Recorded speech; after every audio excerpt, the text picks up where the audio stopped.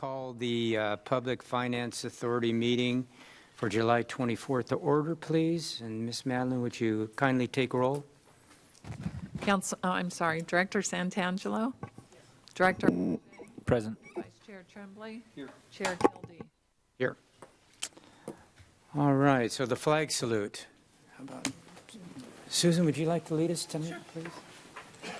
Hand over heart, ready, begin.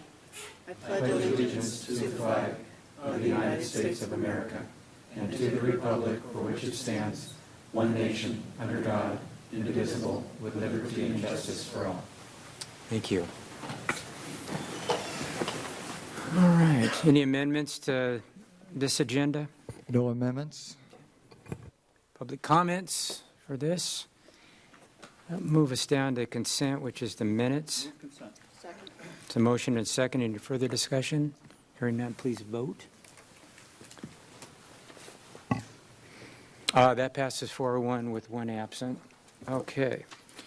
Consent. So what that's going to do is get us down to the 7:30 part of the agenda. So at this particular time, I'm going to recess this meeting, and we'll reconvene it again at 7:30.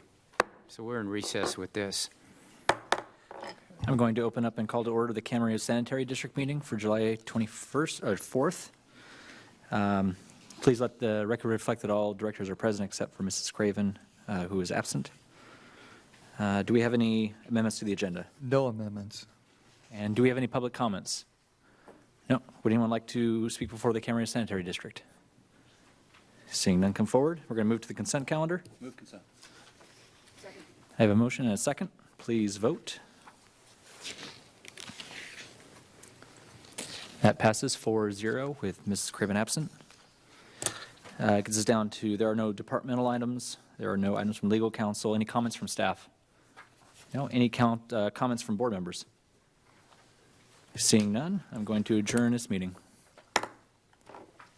Okay, I'd like to call the Camarillo Successor Agency special meeting for July 4th to order, and let the record reflect that all council members are there with one absence, Mrs. Craven. Let's get down to amendments to this agenda. No amendments. Public comments for this. Gets us down to the consent calendar. Move the approval. Second. The motion is second. Any further discussion? Hearing none, please vote. That passes 4-0 with one absence. Okay, that gets us down to comments from staff. Are there any comments from staff from this? Any comments from board members on this agenda? With that, we're adjourned. Okay, in succession here, I'm going to call the Camarillo City Council regular meeting for July 24th to order, and let the record reflect that all council members are present with one exception. And we will get down to amendments to this agenda. No amendments. No amendments. Okay, we get down to the presentations. We're down to the Ventura County Fair poster, so we're always really excited to see what the poster looks like this year. So welcome. And the microphone is on. So, Hi. hi. So this year, the 2019 Ventura County Fair poster You want to speak right into the mic? Yeah, there we go. So we're is going to be a country fair with ocean air. And this is depicted by 18-year-old Dariana Vasquez of Santa Paula. Oh, that's pretty. She did a fabulous job on this. Teacher did. And so this year's Ventura County Fair is going to be July 31st to August 11th, so it's coming up right around the corner. We are all very thrilled, and there's also going to be lots of transportation with shuttles coming around every 15 to 20 minutes to be able to pick people up and get everyone to the fair. And the grandstand performances are going to include Styx, George Thorogood, the Ohio Players, Martina McBride, and Melissa Etheridge, among many, many more. Questions? Great, thank you. That poster looks really, really good. Yeah, it's a lot of. I don't have any artistic talent, so I'm always impressed with people that do. You know, it looks really good. Any comments from anybody here? Okay, thank you very much. Appreciate you stepping by. We will display it in our our Ventura County Poster Hall of Fame. It's right off to the right here. We've got them going back for, gosh, it's got to be, what are we at, about 20 years. I mean, a long time, so. Yeah, when I Yeah. was walking in here, I saw some. Did you see 'em? Yeah. 2008 one, and I thought that was really cool. Yeah, that's neat. Thank you. All right, thank you. All right, that gets us down to item 3. It's the consent calendar. Move consent. Question? I have a comment about one of them. Sure. You want to do that? We can do that right now if you want. Yeah, I just wanted to say that I was really, let's see, what item is it? Sorry.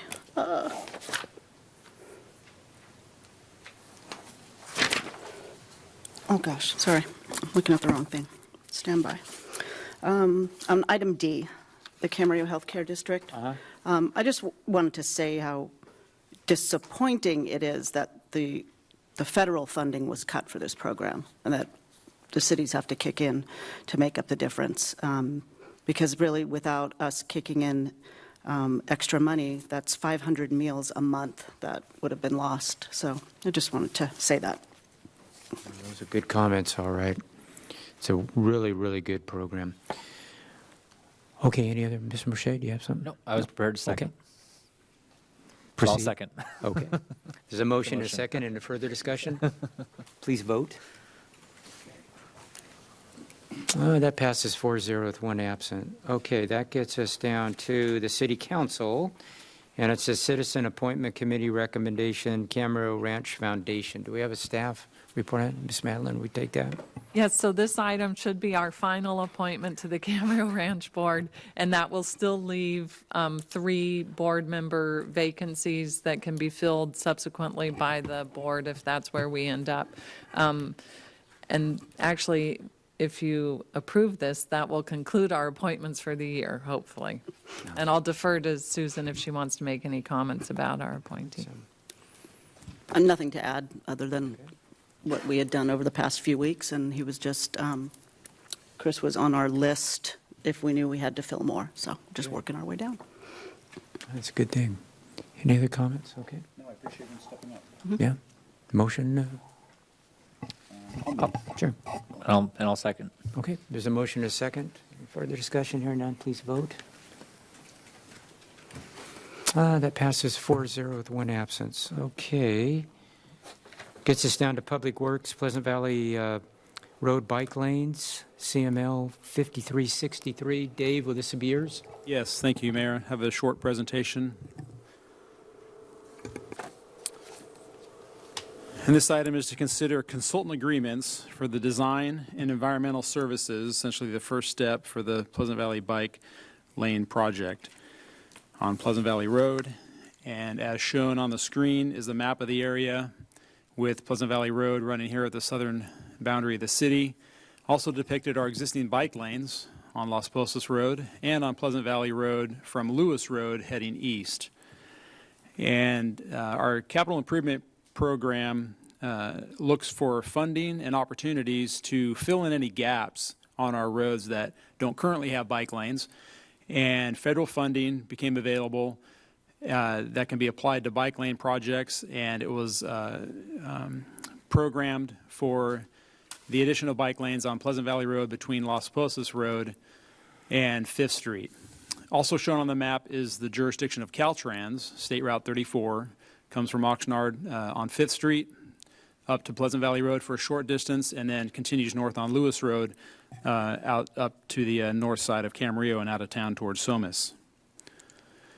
So the limits of this project are between Las Posas Road and 5th Street, and then just clarifying this area of Caltrans jurisdiction is not included in this project. That will take additional efforts and coordination with Caltrans in the future to implement a bike lane project there.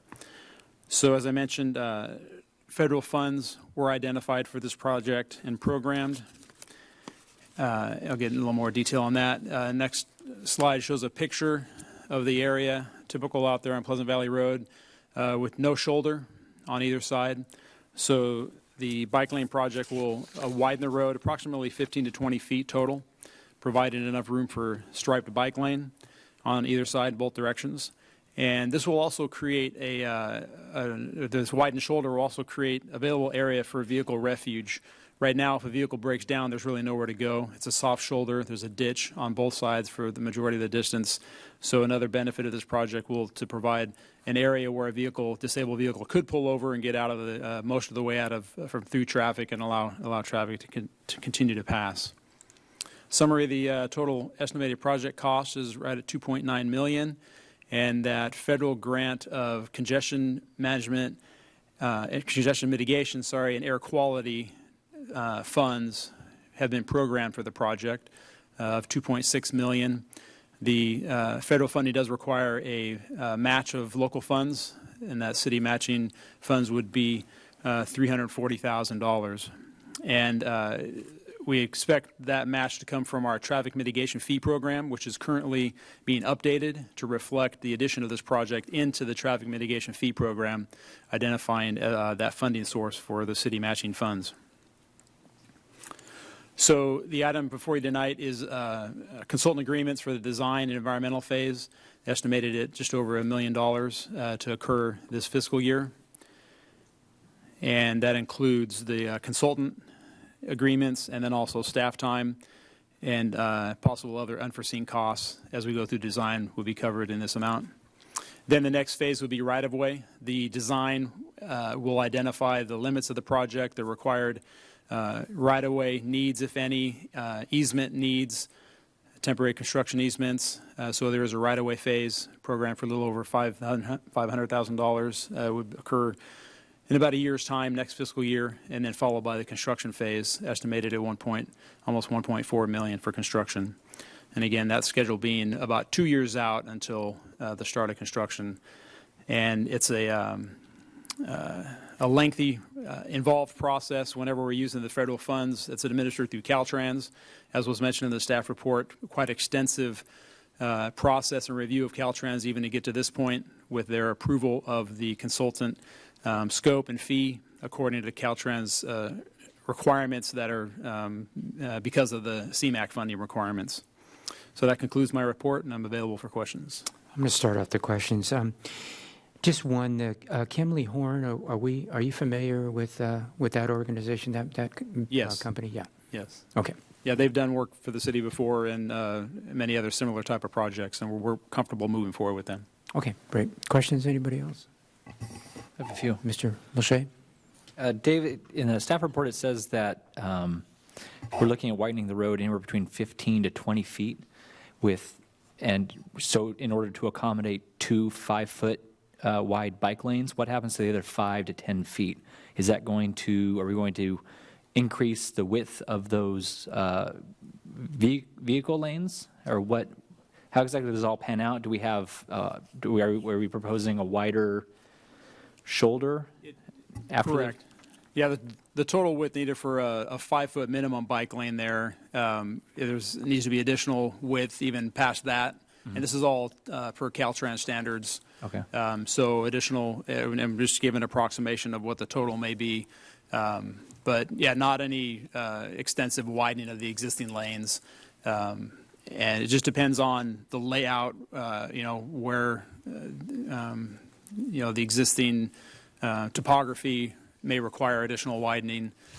So to accommodate the minimum required bike lanes plus the striping, we're expecting, roughly that 15 to 20 feet total widening. But we're not adding another lane. No. This will remain as a 2-lane That's correct. road with 2 5-foot bike lanes on either side. Correct.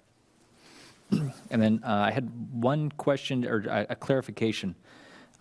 It says on big page 6 of the in the agenda, Exhibit A, it says there are no permanent acquisitions necessary, and then down below it says we need to acquire in order to acquire the needed property rights. So we're not. Is my understanding we're not?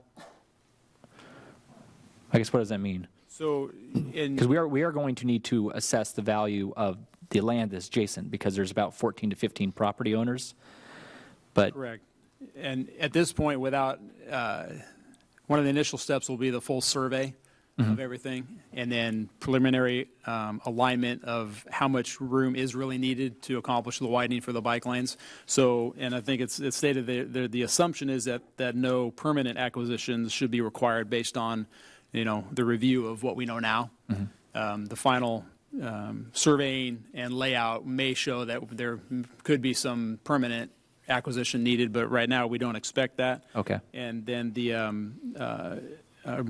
main requirement is for temporary construction easements. So that's what the main effort would be.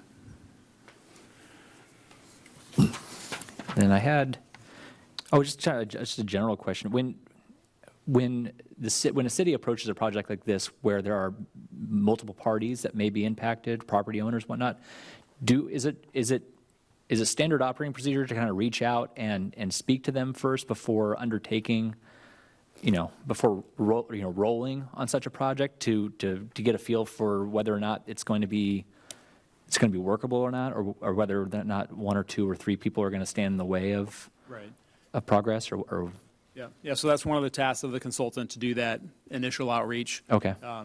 We have to get to that step and get the consultant hired and essentially get rolling in a preliminary fashion, but then outreach and make that contact so that the appropriate, especially finding the appropriate person, is contacted and communicated with. Okay, so the consultant will be making initial contact? Correct. Okay. Thank you. Mr. Turnbull? Dave, I wanted to follow up on, is my mic on? There it is. Be helpful if I push the right button. I wanted to follow up on one of Sean's questions. On big page 6, this is for acquisition of temporary construction easements and not permanent easements, so we're talking about doing waiver evaluations here rather than specific appraisals, correct? That's the recommendation, correct.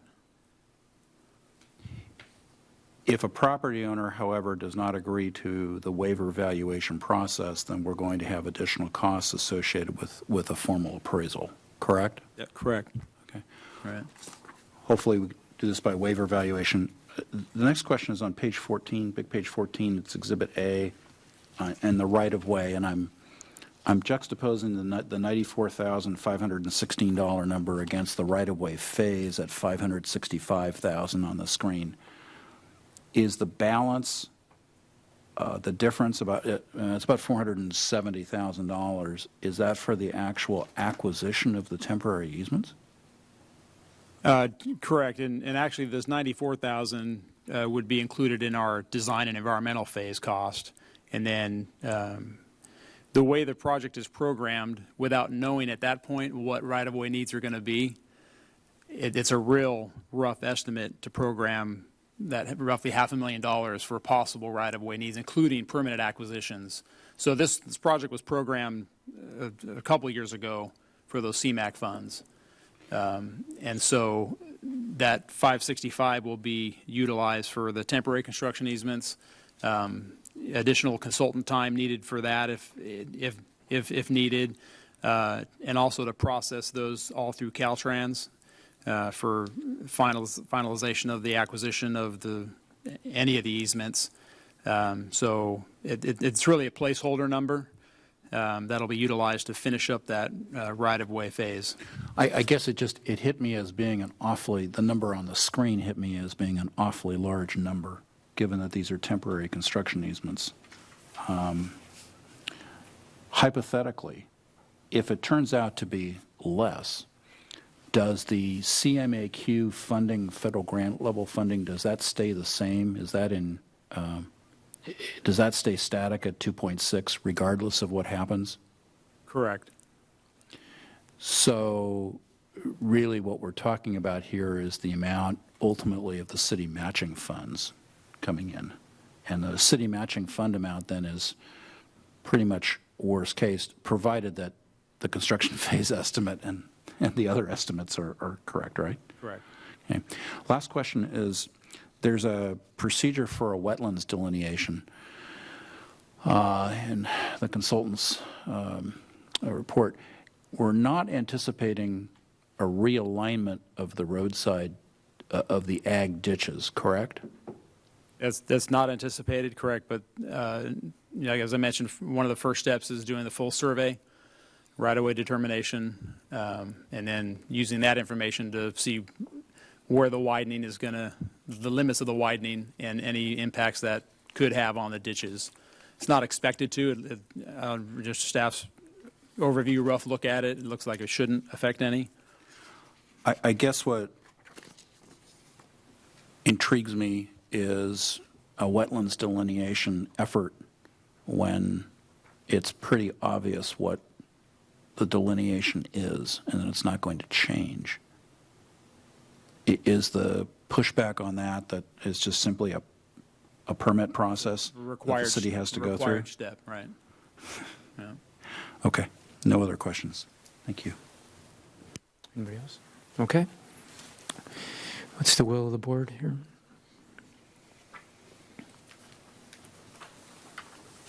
Any discussions, motions?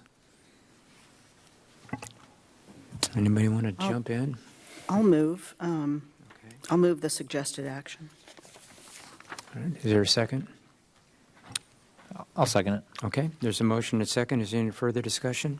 Hearing none, please vote. That passes 4-0 with one absence. Okay.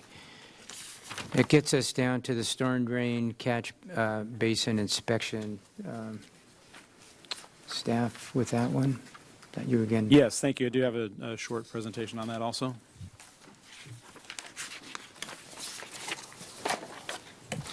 This item is to consider a 3-year contract for the inspection and maintenance of storm drain catch basins within the city. The city has just over 1,500 storm drain catch basins, which are shown in red on the map.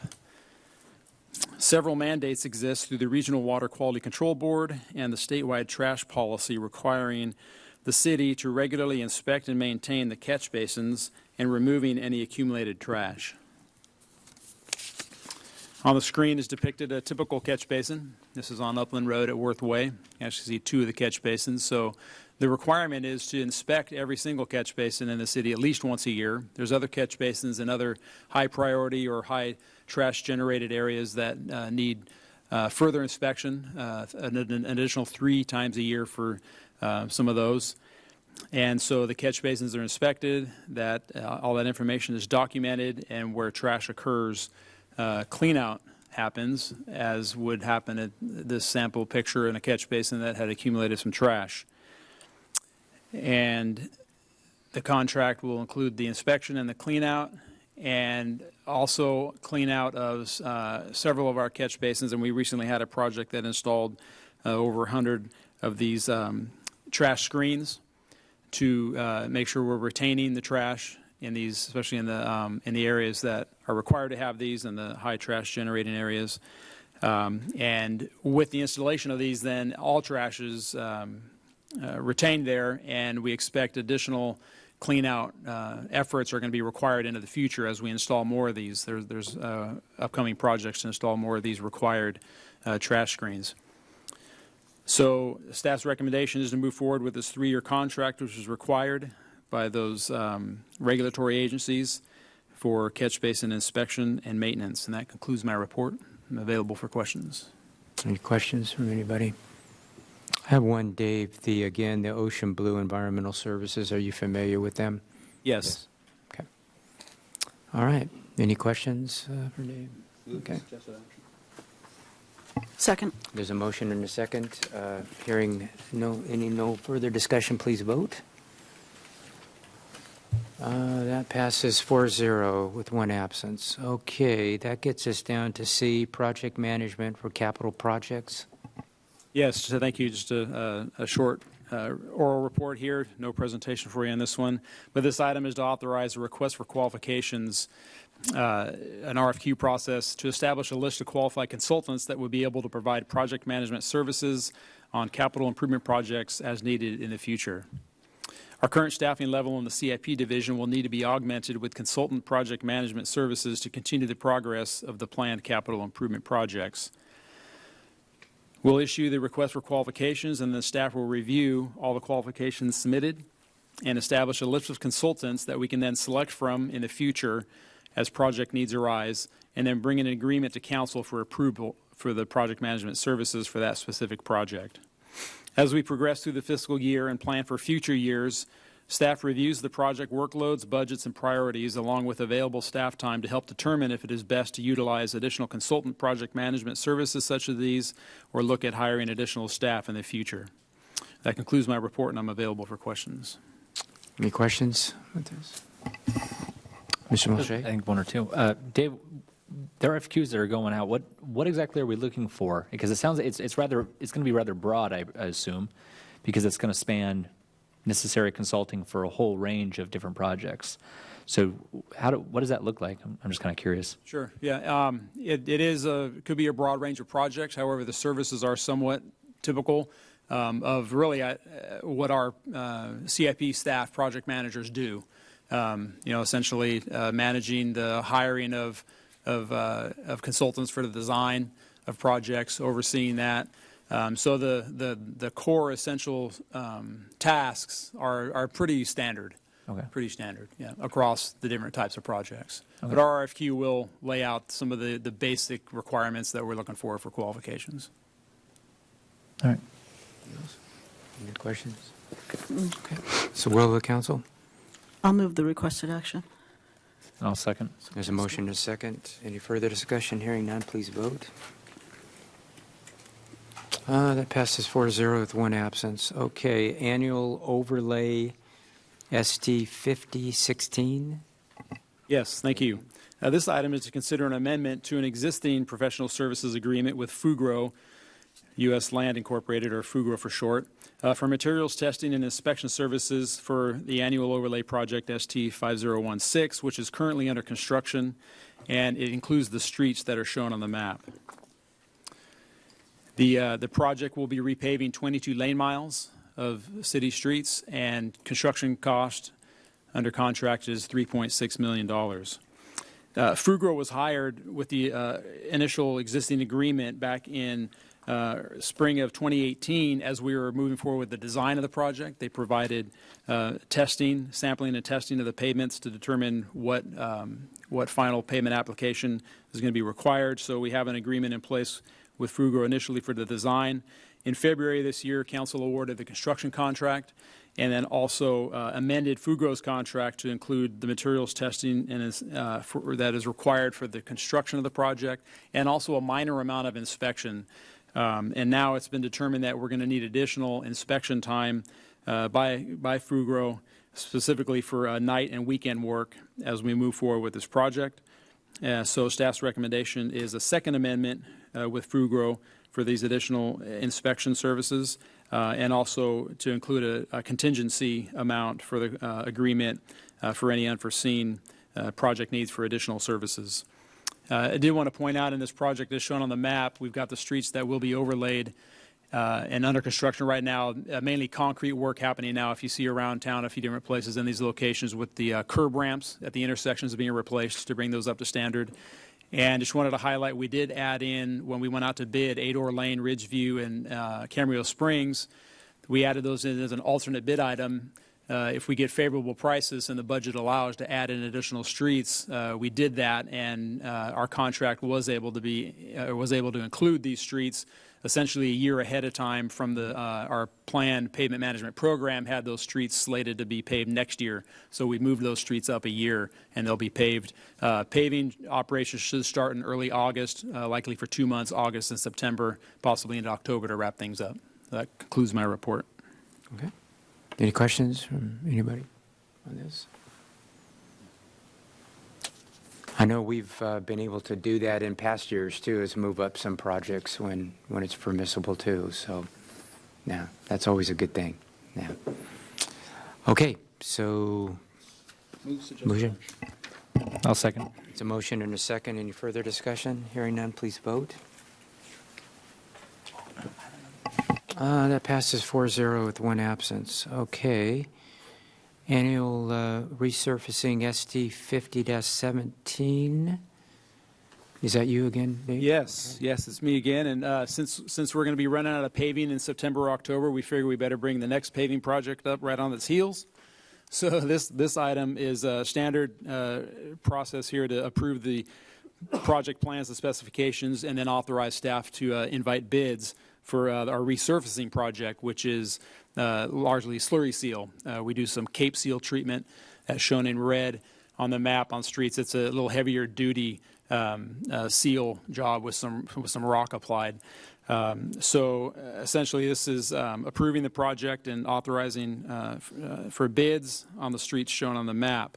And again, we're structuring this bid same way with the base bid, with the areas shown there, 78 lane miles in the base bid, and then adding in roughly 30 more miles as alternate bid items, items 1 and 2. If prices come in favorably, we'll be able to add those in also.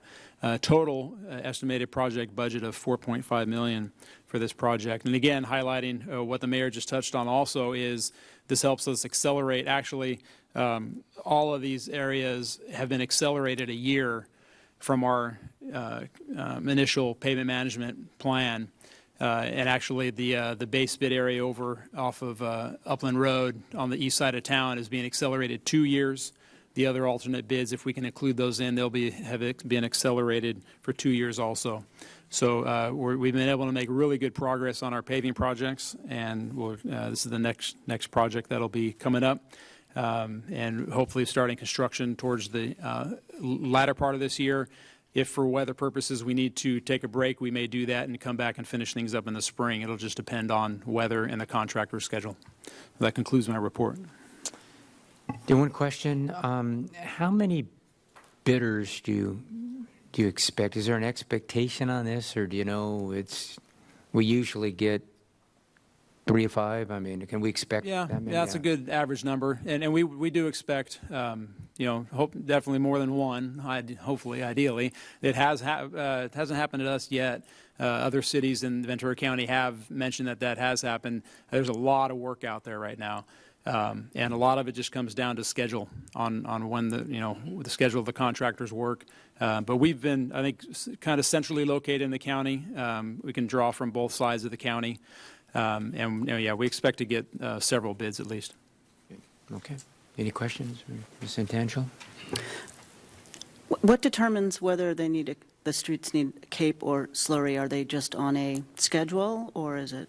Excellent question. And actually, our pavement management plan is primarily structured around either a street needing to be overlaid, which grind off the layer of asphalt since it's cracked up bad enough, and then put down a brand new layer.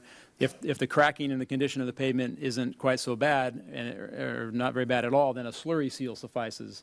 We do have a number of streets, and those are the ones that are shown in red. Staff reviews those areas, and they're too far gone for a slurry seal, but not quite bad enough that an overlay is really required, which is really expensive, a lot more expensive than the slurry seal.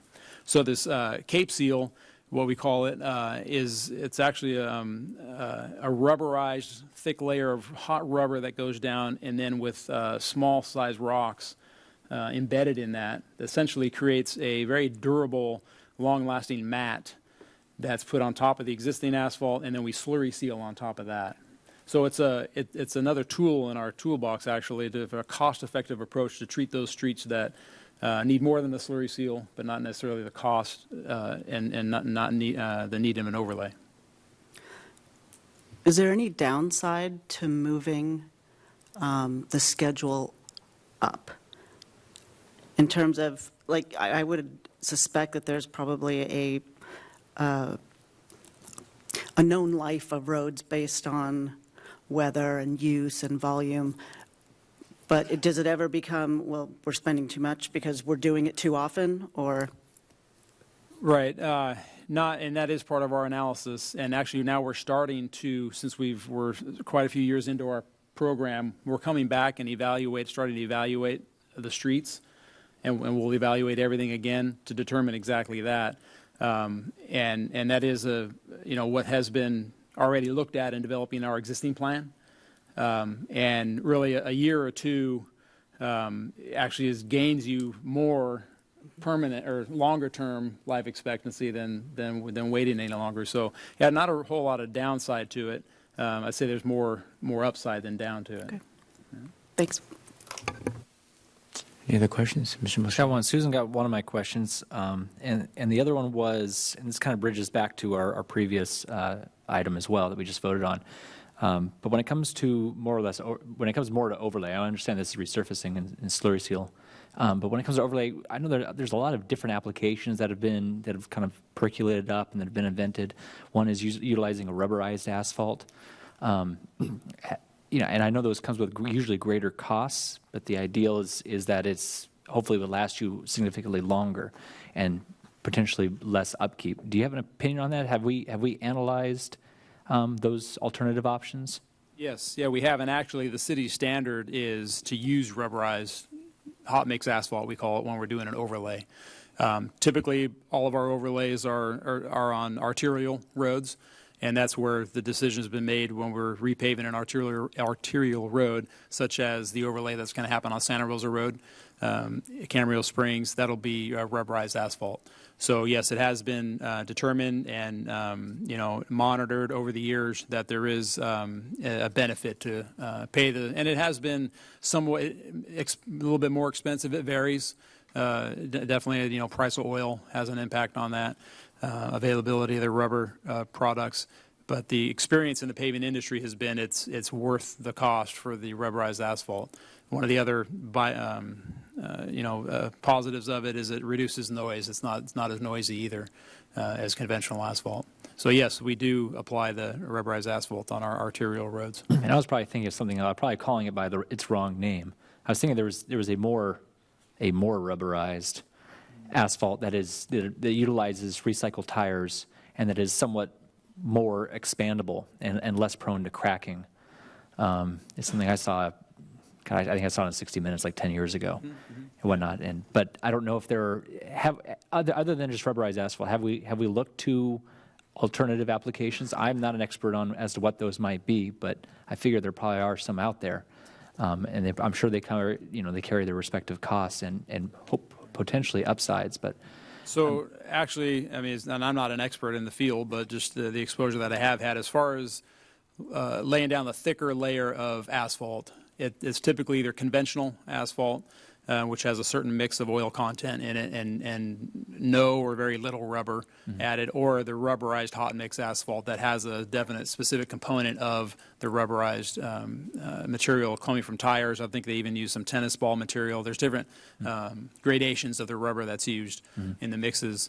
Different mixes for different temperatures in mountainous regions, hot, cold. It's different mixes. So simply say the thicker asphalt overlay is kind of two choices: the conventional, we call it, or the rubberized. When you get into the thinner applications and the slurry seals or microsurfacing, there's a couple different types and applications, and they vary a little bit by the materials that are included in that.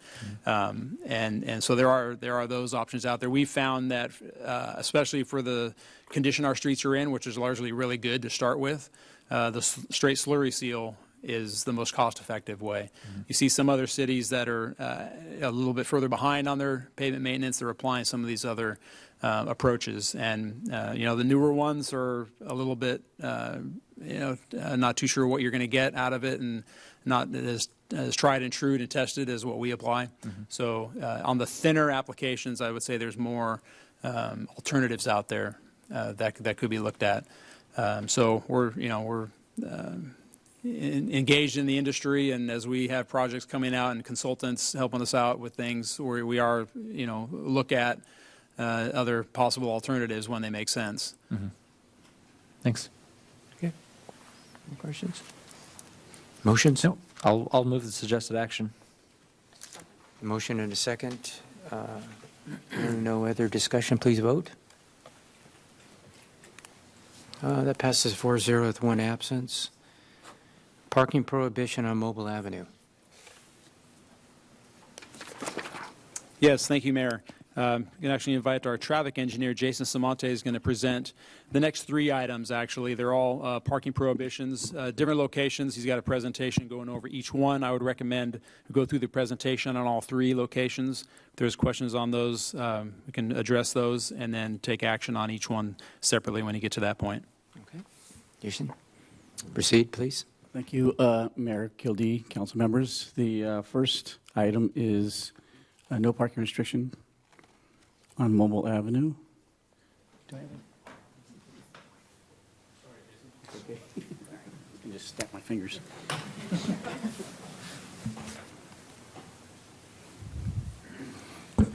Okay, this is southbound Mobile Avenue, north of Ponderosa Drive. Currently, the configuration is, show it here. There's a southbound shared through right lane here, and it's not wide enough to accommodate parking as well as travel lanes. So currently, residents have called and complained that cars do park here, and in this photo, you can see that there are cars parked here. And what ends up happening is that if a large vehicle comes here, a truck, they'll track maybe 2 or 3 feet away from the parked vehicle, and it'll cause them to intrude in the left turn pocket. So our recommendation is to establish a no parking or parking prohibition here for from the curb prolongation of Ponderosa Drive, extending approximately 130 feet north. It'll line up very nicely with this driveway here, which is shown right there. So we would put a sign here that says no parking here to curb. That concludes that issue. Any questions on this one? Mr. Moshe? Just one. Did we research whether or not there were any instances where there was hit and runs, where people who were parking there had their car sideswiped or anything like that? There were no reported collisions in the past 6 years at this location. Okay. Any other questions? Okay. You want to proceed to the next, please? The next parking restriction or proposal is here on Sevilla Street at Cartagena Street. And it's Carmen Drive, Ventura Boulevard, the 101 freeway. Residents called and expressed concerns that there are times when large vehicles, large trucks park here, and it blocks the view of oncoming vehicles for, southbound Cartagena has visibility issues with westbound Sevilla Street. And field checks done by staff confirm that there are some large vehicles parking in that area. So we are proposing a 70-foot area of no parking, which would eliminate approximately 2 parking spaces here. And this is visibility coming out of Cartagena without any vehicles parked there. And that concludes that. Questions on this one? Mr. Moshe, do you have a question? On the adjacent streets that are similar, that would, I guess, hypothetically have a similar issue, if we disallow parking there, if I was driving that big truck, and wouldn't I just move it down probably to the next spot and then block the next guy, or the next exit? I'm curious.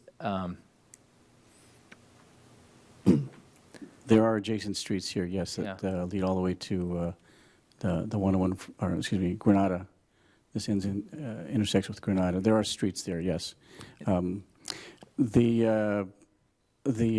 understanding is that the vehicles that are parking here come from residents who live in this area. There is a possibility they could move down further, but chances are it could be a distance that it's uncomfortable for them to walk that far, and they might try to park closer. Or if they did park beyond the Cartagena intersection, then hopefully they wouldn't get too close to the next street and create the same issue.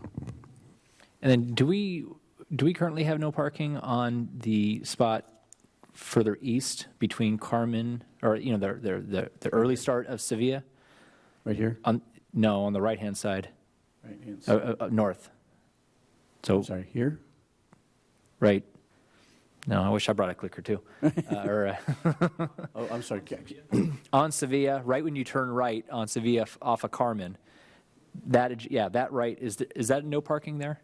There's red curb in this area, yes. Okay. Okay. Any other questions on this? Okay. You want to proceed with the next one, please? Okay, the next one is Spring Oak. Spring Oak and Townsite Promenade. We received concerns from residents about site visibility issues here coming out of Townsite Promenade, making a left. And because of the geometry of the intersection, we did confirm there was difficulty seeing oncoming vehicles southbound on Spring Oak. So the proposal is to install 95 feet from curb prolongation extending northerly of no parking prohibition, and this would clear the space. Currently, you could see there's a lot of oil marks there, so vehicles do park here. But this would provide site visibility for oncoming vehicles, for vehicles turning left out of Townsite Promenade. This is a view of southbound Spring Oak Road, and this is a view from Townsite Promenade looking north on Spring Oak. And that concludes that. Do you know about how many cars typically are parking there? 95 feet would encompass about 4 vehicles. Okay, yeah. All right, any questions on this? No? Okay, do you have anything else you'd like to add? Anybody? All right. So we'll go down to start with the parking prohibition on Mobile Avenue. I might add that the Streets and Transportation Subcommittee did hear these proposals, and most, if not all, were site-related and just trying to make it a little easier for people to drive in those areas. Mr. Tremblay? Sorry, can we take these all in the form of one? I don't know. Counselor, can I do it separately, or can we do it in one? You'll need to vote separately. Okay, I'll do it separately. I'll move suggested action on item F. Second. There's a motion and a second. Any further discussion? Hearing none, please vote. That passes 4-0 with one absence. Would you like to proceed? Someone else did. Okay. Item G. I'll second. There's a motion and a second. No further discussion, please vote. That passes 4-0 with one absence. And we're down to And item H. I would like to move the suggested action, well, I have a comment as well, but I would like to move the suggested action on item H. And my one comment is, I've driven all throughout, one of the complaints was my complaint on this one, in that I was driving out of there, I almost got hit by a car as I was coming, and I had zero visibility on the left-hand side as I was going down Townsite Promenade. What I would like to do, though, knowing that this is a rather recent development, I felt like this could have been prohibited, it could have maybe been looked at and foreseen. And I would just recommend that we do a little bit more due diligence on some of these things, seeing that I know they're coming out of the woodwork more and more when it comes to visibility issues and street parking. And that as we move forward, we put a little bit of more emphasis on analyzing the potential for these issues. Okay. I see there's a motion. Was there a second on that? I'll second. Okay. There's a motion and a second. Any further discussion? Hearing none, please vote. That passes 4-0 with one absence. Okay. That gets us down to the city manager, grand jury, drug and sharps disposal report. Who's going to take that one? Mr. Pichardo will be presenting. Oh, Mr. Bouchard.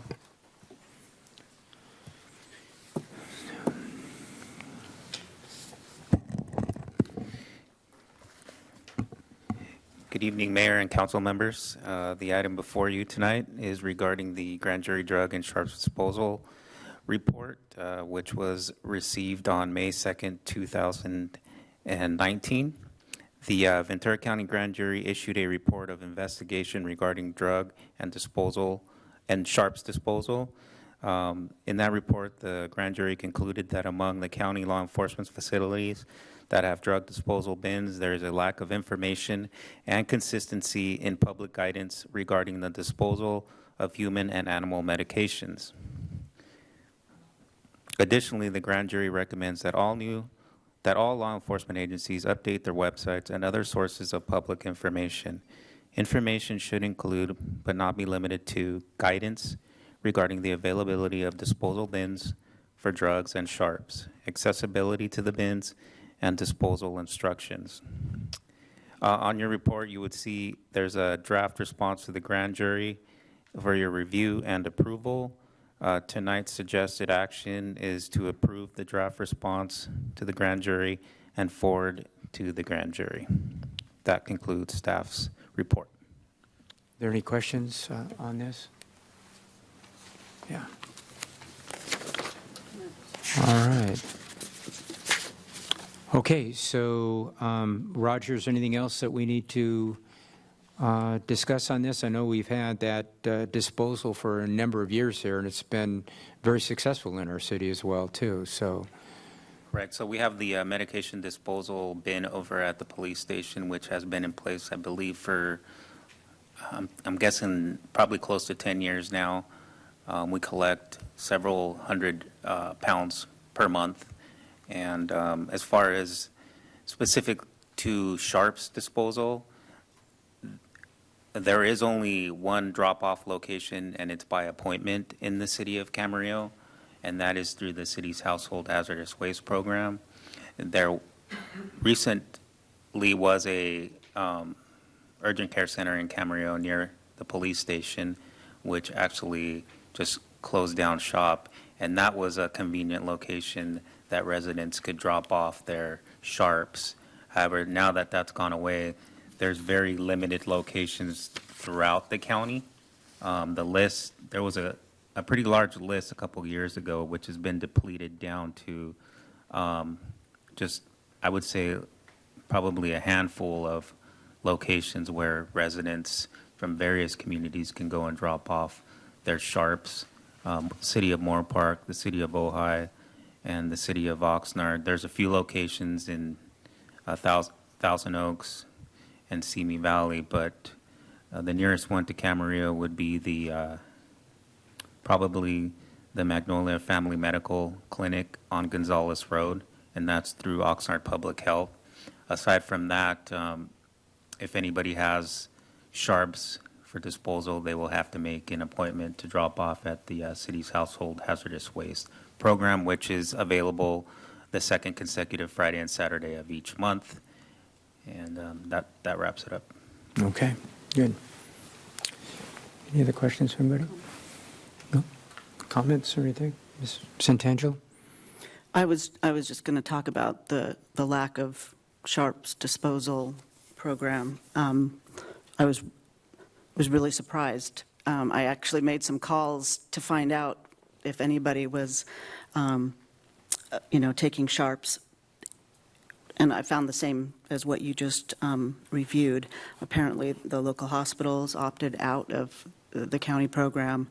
So,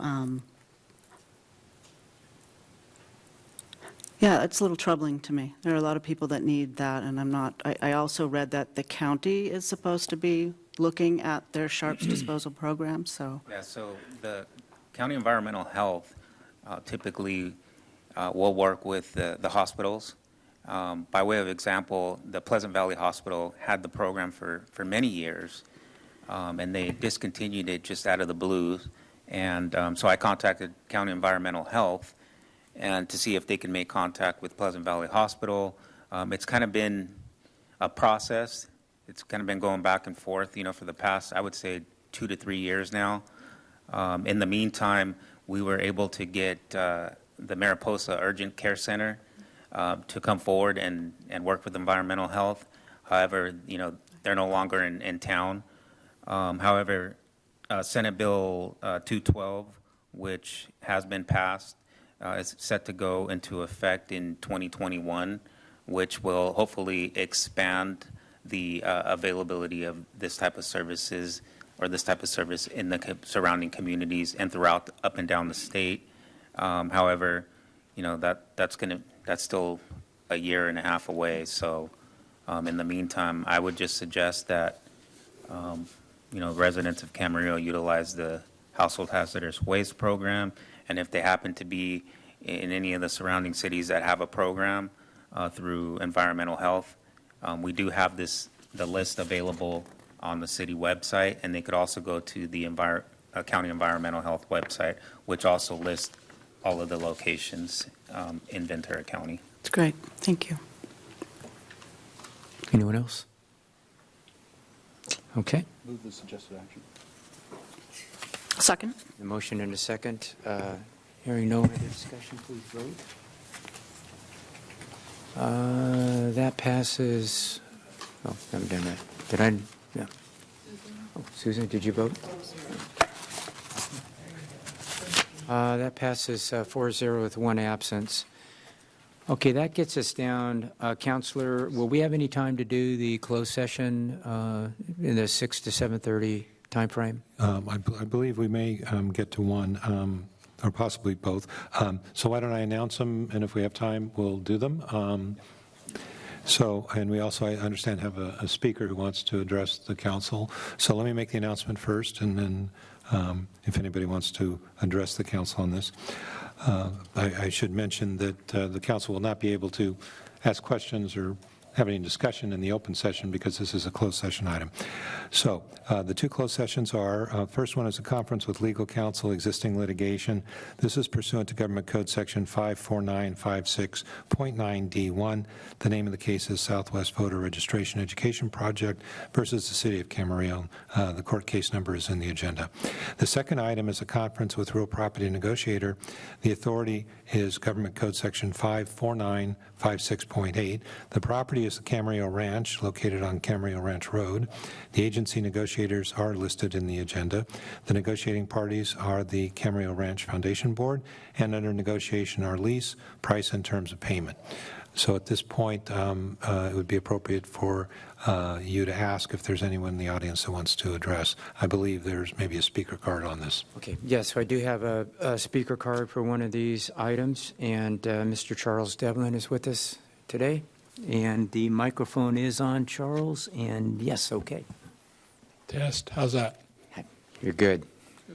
Good evening, Mayor, council members, and staff. My name is Charles Devlin, and I'm the president of the Camarillo Ranch Foundation. With me this evening is Sandy Nurnberg, who's, for whatever reason, volunteered to become our non-paid CEO and has been doing a terrific job. So I want to thank her and thank her for being here this evening. I want to first give you an update on the Ranches Foundation, which I know has been a concern to many of us, but if you'll indulge me just a moment, I'd like to brief the council and inform them on December the 6th, Camarillo Ranch Foundation officers met with Mr. Norman and his staff to discuss, and I'll quote this from that meeting, CRF's ongoing use of deficit spending, 2, the CRF's ability to maintain the ranch and grounds over the long term, and 3, our plans to turn around the ranch's financial situation. During that meeting, I informed staff that we would develop and implement a turnaround plan by the end of this fiscal year. So I am pleased to report this evening that, and this is a result of our close, our net income equaled $36,000 after year-end adjustments such as depreciation. 2, total liquid assets equaled $280,000. This is approximate. Total liabilities equaled $277,000, with excess cash equaling approximately $2,500. Not a huge margin, but at least we're over a hump because in May I think we reported a negative 36 or so. So it's been a huge effort, but I think it's resulted in good things. At your places, Go ahead, proceed. At your places, you have a revised operation agreement, as we promised, and a memo regarding our desire to continue to hold ad hoc meetings, and CRF's proposal to exit the commercial event business, but still operate the community events and to oversee volunteers. Finally, our offer to extend the operating agreement termination date to September 30th. And I also want to say that while I am passionate about the ranch, I want to echo the mayor's recent comments about we're all on the same team. So if we go forward with negotiations, I will promise to be, or try to be, less confrontational and more collegial, because I think we all want the same thing. One final note, Throwback Thursdays tomorrow. Be there, be square. White horses are going to be there. Thank you. Thank you. Thank you very much. Okay, would anybody else like to address the council on this particular issue? All right, seeing no one come forward, we are going to recess, and we will be back at 7:30.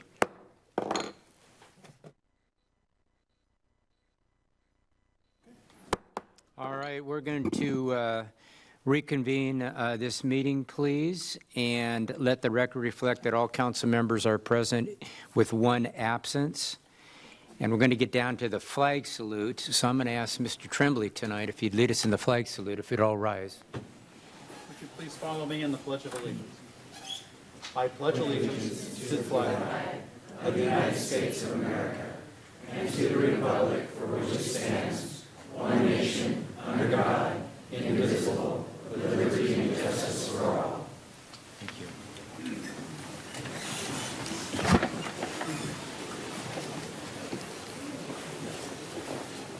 All right. Any amendments to the agenda? No amendments. Okay, so it's an exciting night. We have several presentations, so I'm going to ask the recipients to, when I call them out, to meet me off to the right here. And at this time, I'll have Commander Murray. Would you like to join me, please?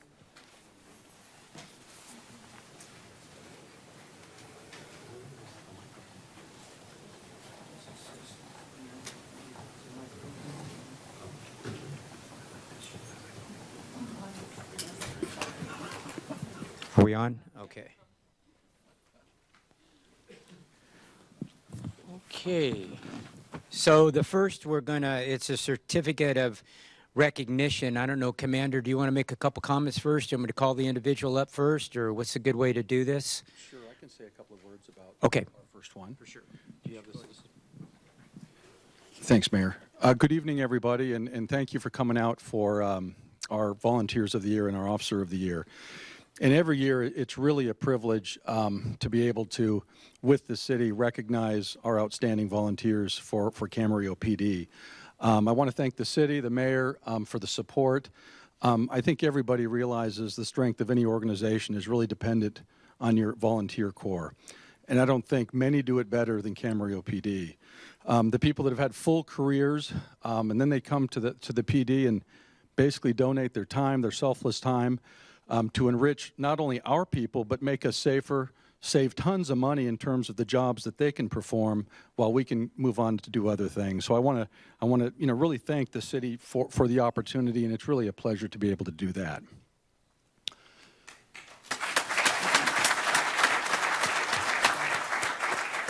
Next, real briefly, I do just want to do a shout out for our advisors and our supervisors for the Explorers and in the Community Resource Unit who do manage this group and do such a fantastic job. If you guys could just stand up and be recognized, that would be great.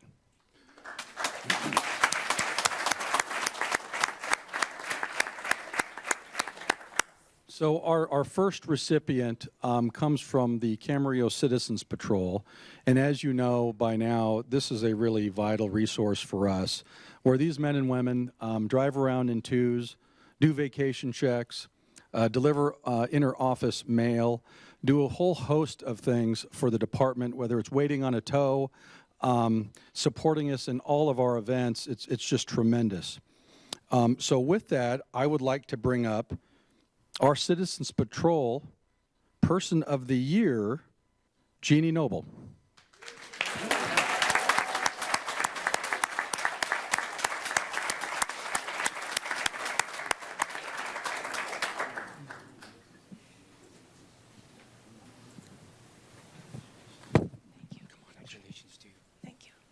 And I do just want to say a couple things about Jeannie before we move on here.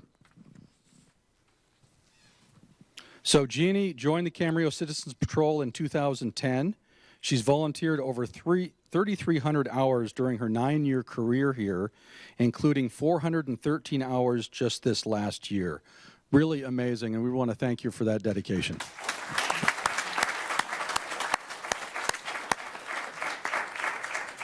Jeannie is a retired buyer for a manufacturing company and also was a Camarillo crossing guard for 11 years. She has one son who is an officer with the Oxnard PD and a daughter, and she has 4 grandchildren.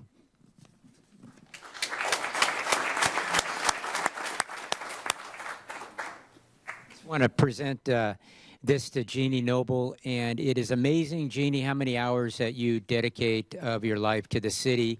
It doesn't go unnoticed. We're really, really happy that you're able to do this, and Camarillo is a super safe city, and a lot of it has to do with your efforts, so I want to thank you so much.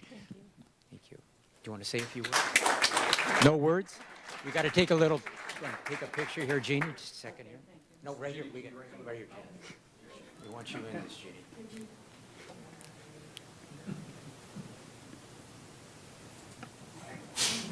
Look down here. Look right here.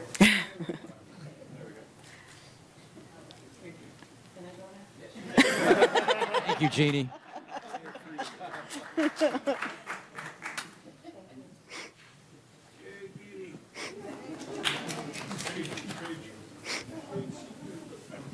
So our next volunteer recipient belongs to the DART team, the Disaster Assistance Response Team. And this is another really important group for the city, in particular in times of disaster. You know, when we have these fires, and we can mobilize these folks to help out not only with search and rescue, if there's any issues relating to evacuations, the level of help that they can provide is quite amazing. These folks are well trained. They have advanced CPR and first aid. They do some search and rescue stuff. They certainly know their way around in an instant command system when you're trying to find people and creating sort of a grid when you're looking for people. And really, their services are immeasurable. And again, the level of commitment that we have for these folks is so much appreciated. And this year's recipient for the 2018 Disaster Assistance Response Team is Andy Ketchum.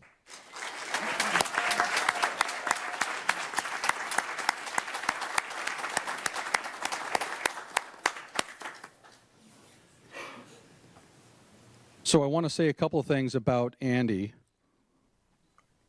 He joined the DART team back in 1994.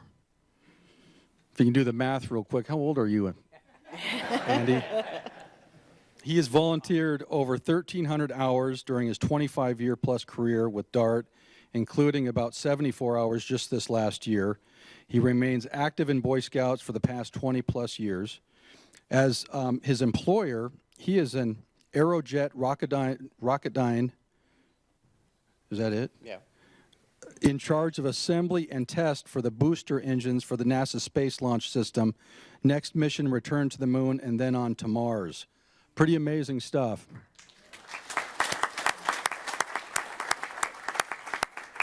Andy is married to his wife of 29 years, Mary Ann. He has 1 daughter and 3 sons, and they're here tonight. Very nice. Has 1 grandchild and another on the way, and he's lived in Camarillo for 28 years. Thanks, Bob. Andy, on behalf of the City Council and all the residents in our city, we're proud to and honored to present this certificate of recognition. And again, one of the reasons why the city is so safe is individuals like this, and has given up countless hours to make that happen. And there's no way that we can thank you enough, Andy, other than to recognize you tonight. It's my privilege to give you this, and it's well-deserved. And again, thank you so much for all you do for the city. You're an outstanding individual. We're lucky to have you in our community. Thank you. Take a little picture here.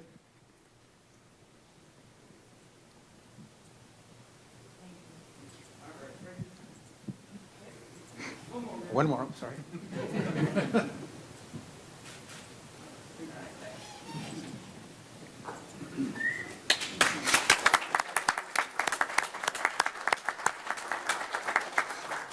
So our last volunteer group is the Explorer of the Year. And this is a pretty special group because really these are the future leaders, not only for law enforcement, but for other dreams and ambitions in life. These are where the young men and women at a fairly early age can go through a 3-week academy and learn the ins and outs, get some discipline under their belt. Once they graduate, as you can see, they have uniforms. They compete in various competitions all over the state, one in particular in Arizona, in different tactical events. They help us in a whole host of events in the city, whether it's a fiesta, Wings Over Camarillo, National Night Out, you name it. They are always there to help. And it's just really a pleasure, really, to have them at our station for this post. So I'm pleased to announce that the Camarillo Explorer of the Year for this year is Sergeant Juan Murillo.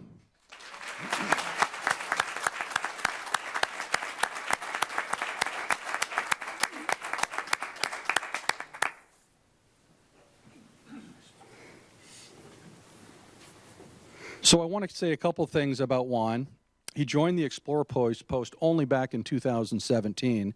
He's volunteered over 748 hours during his tenure with the Post, leading the Post with 352 hours volunteered in 2018 alone. You know, this is a kid, too, as a senior in high school, although he graduated this year, obviously is committed to the program, and it's just amazing. He was promoted to Senior Explorer in December of 17 and to Sergeant in October of 18. He graduated from Camarillo High School. His plan is to work on his bachelor's, first going to Ventura College, and ultimately what he wants to do is be a deputy sheriff for the Ventura County Sheriff's Office. That's always a good goal, by the way. You know, but really about this young man that sets him apart is the character that he displays and the type of leader that he is and is becoming. Really an example for everybody, and it's just really a pleasure to be able to present to him tonight this recognition.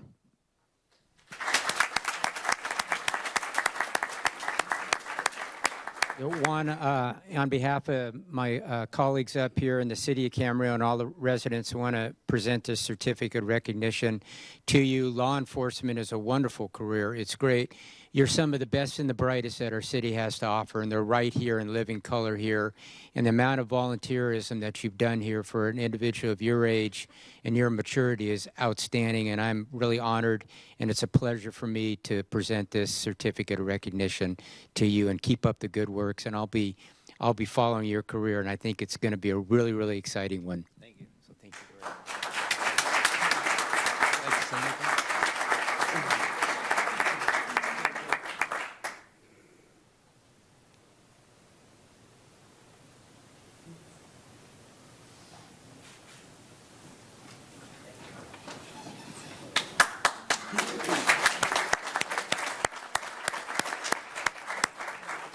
So our last presentation of the evening is for Deputy of the Year.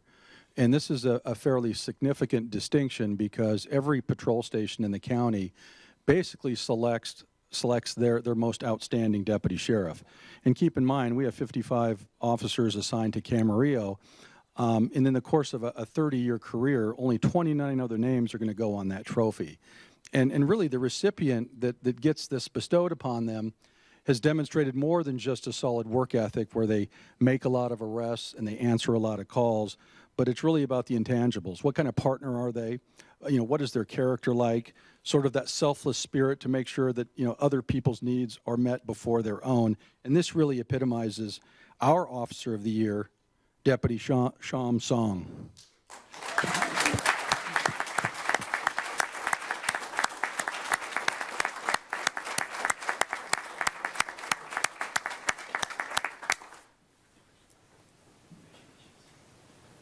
So just a couple of things about Deputy Song. He's an 8-year member of the Ventura County Sheriff's Office. He has spent his first 6 years in custody. The last 2 he's been right here in Camarillo. He was born in Taiwan and came to America as a young boy. He always admired law enforcement and pursued that career without hesitation. He is married and they are expecting their first child. When's the due date? January 22nd. Fantastic. So you ask yourself, how did Sham end up receiving this distinction? Well, he arrested 147 people in 2018. He completed 240 field interview cards. Those are one-on-one contacts with subjects in the field. Wrote 260 reports and had 748 self-initiated contacts, which does not include all of the calls he was dispatched to. In addition to the Kiwanis Officer of the Year Award, he was also selected as the MAD Award recipient for 2018. He arrested 27 drunk drivers in 2018 as well.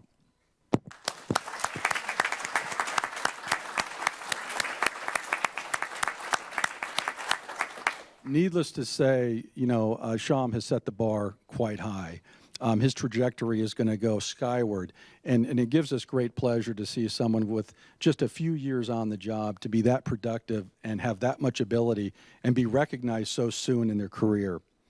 And just like our young explorer, really, the character of the man, his attitude and his spirit of trying to do the right thing really transcends all the other work. So it's really a privilege for me to honor him tonight. Thank you. Thank you. I want to also give this certificate of recognition to Deputy Song here. And I always like to say that Camarillo ranks in the top 25 safest communities in the state of our size, and there's over 400 cities there. And a lot of it has to do with this deputy and our department, who's done an outstanding job. All the explorers, all the volunteers here in the DART program, and everything else that you guys and men and women do for us is truly remarkable. So it's my pleasure to present this Deputy of the Year to Deputy Song. Well deserved. Keep up the good work. Super proud of you. I'm going to ask him if he'd like to make any comments. Would you like to make any comments tonight? Oh, I got a taker. I have a taker. Well, I just want to say that I couldn't have done this without my support from the command staff, my partners. There's a lot of well-qualified deputies that should have gotten this award as well. And I'm just doing my work. I'm sure all of my partners are doing the same out there. So this one's to all of you guys out here in the city of Camarillo. Thank you very much. Before we go, I'm gonna ask my council members. Would any of the council members like to make any comments with any of these recipients at all? Now's your opportunity. Not putting you on the spot. You don't have to, but if you do. Yeah, no, I'll be really brief. As a grandson of a former Ventura County Sheriff's deputy, of a cousin of who's a deputy in Las Vegas, I thank you. I'm very familiar with law enforcement and the law enforcement family and the commitment that it requires. I greatly appreciate all the time and effort, both the paid and the unpaid. I understand the time and the effort and what's involved in donating your time and your life to such a cause and such an effort. And I see a lot of you out there patrolling and helping out, and I greatly appreciate it. It is what makes Camarillo so great. So thank you. Anyone else? Mr. Tremblay? Let's see if I can press the right button. There we go. With both family and extended family and law enforcement, I recognize what the sacrifices are that they make and that all of you make. There is a reason why Camarillo is such a safe city. There is a reason why we enjoy living in this city, and it's because of you. Plain and simple. So I want to congratulate all the winners. Now, I want to congratulate all of you who are here. We sincerely appreciate your time and your efforts. Bless you for it. Thank you. Susan? So I don't have any family in law enforcement, but 23 years working as an ER nurse, I worked very closely with law enforcement and grew to really appreciate everything you were doing and understand the risk that you take when you're out there and how much your work is important to our community. So to all of you that are here tonight and those of you at home that couldn't make it, thank you for your work and your volunteer time. We do appreciate it, and it is you that help make our community so safe, and it's very much appreciated. And congratulations to all the award winners tonight.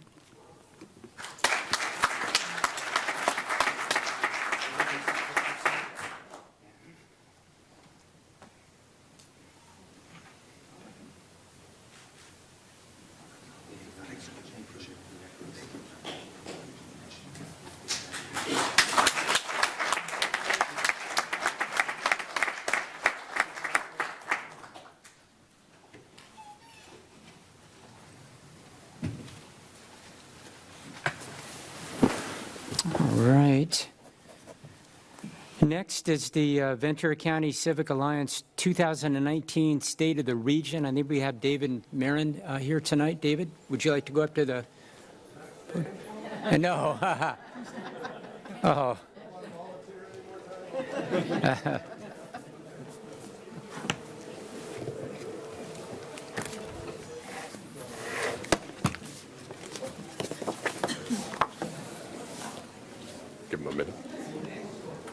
David, we always look forward to this report. There's a great amount of information here. So, thank you very much, Mr. Mayor, council, staff, and the remaining public. I'm David Marin with the Ventura County Civic Alliance, and every 2 years we produce the State of the Region report looking at Ventura County issues. We have a range of data in the report. This is also available online at our website, civicalliance.org. One of the things that we're proud of is the mission of the Civic Alliance is to look at issues in Ventura County from a regional perspective. We're nonprofit, nonpartisan. The focus is to just provide accurate data, and for that we use CLU, California Lutheran University. Dr. Jamshid Demui has produced the data as well, and then it goes through our process. Tony Biasotti is the actual writer of the report. I'm just starting my timer here, Mr. Mayor, so I can finish on time with you. So one of the things about this report that we've heard from a lot of people is that it's useful. You don't have to read it start to finish. You can look at a particular section if you're interested in education or public safety, public health. And I'm going to go through some of the slides to just sort of give you a feel for it. We have books here, and we can always provide more. So with that, I'll go ahead and begin. One of the things is we produce this report and distribute it for free to the community, organizations, city councils, et cetera. We couldn't do that without the generosity of our sponsors. Two of our largest are the Ventura County Community Foundation and the Ventura County Community College District. And our next level of sponsors are equally just as important: Era Energy, AT&T, Channel Islands University, California Lutheran University, County of Ventura, Haas Automation, and the Gene Haas Foundation, Limoneira, and Montecito Bank and Trust. We call them sponsors, but I have to tell you they're more like partners. They work with us, they see the value of Ventura County, and they all step forward to help us get this report out to the general public. So within the report, one of the early sections is called Key Statistics. And one of the things we have in here is a new section down here where we're showing the average age. So each of these are the city. I know it's very small. You'll read in your book. But we're also showing the population. Get my pointer back. So Camarillo's had a little bit of growth. The blue is 2000, 2010, and then 2017. Some cities have pretty much topped out, like Port Hueneme and Ojai. But what I want to draw your attention to is this average age. So in city of Camarillo, 21.7%, I think that's what that says, is over 65. Obviously, we have Leisure Village here, but the city of Ojai is number one in the county as far as oldest population. And the number of youth, actually the number of youth is 21%, the over 65 is 19. Sean, you're probably closer. You could read that much better than me. But different cities are, it's for comparison. You can look at it, see that Santa Paula is one of the youngest cities. Ojai is one of the oldest. But something also equally important here is the average age of the county, which is creeping up. In 2000, it was 34.2. In 2017, 37.5. This has long-term ramifications. Ventura County is getting older, and you can look at a lot of reasons for that: jobs, housing, transportation. So I'll cover some of these topics pretty quickly. Agriculture, Ventura County is still tops as far as agriculture. It's about 4% of our economy, $2 billion overall. Strawberries remain the king crop in Ventura County, almost 2/3 of $1 billion. Lemons, celery, et cetera. All of this is in the report. Organics are growing. The number of jobs as far as farm workers is going through some challenges, but certainly those in the packing houses are doing well and getting paid more. There's even information about ag exports, which is a special thing that's not easily available. Many of you are politicians, so I'll share with you the county party affiliation. Blue is Democrats, red is Republican, and green is no party preference. For a long time here in Ventura County, the Republican Party has been losing registration, and the reason for that is the growth of no party preference. You can see that in 2018, for the first time ever, the number of people registered as no party preference actually exceeded the number of Republicans. And that, I believe, is also true statewide. So that does make a challenge for Republicans in Ventura County. So how does that break down by city? So over on the far left is Camarillo, somewhat balanced, 33% Dem, 37% Republican, 30% no party preference. The city with the most percentage of Republicans is Simi Valley at 39%.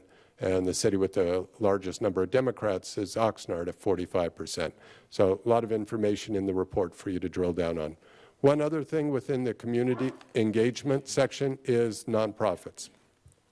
And I know this is outside of your purview as city council people, but I know you're all very involved with various nonprofits in Ventura County.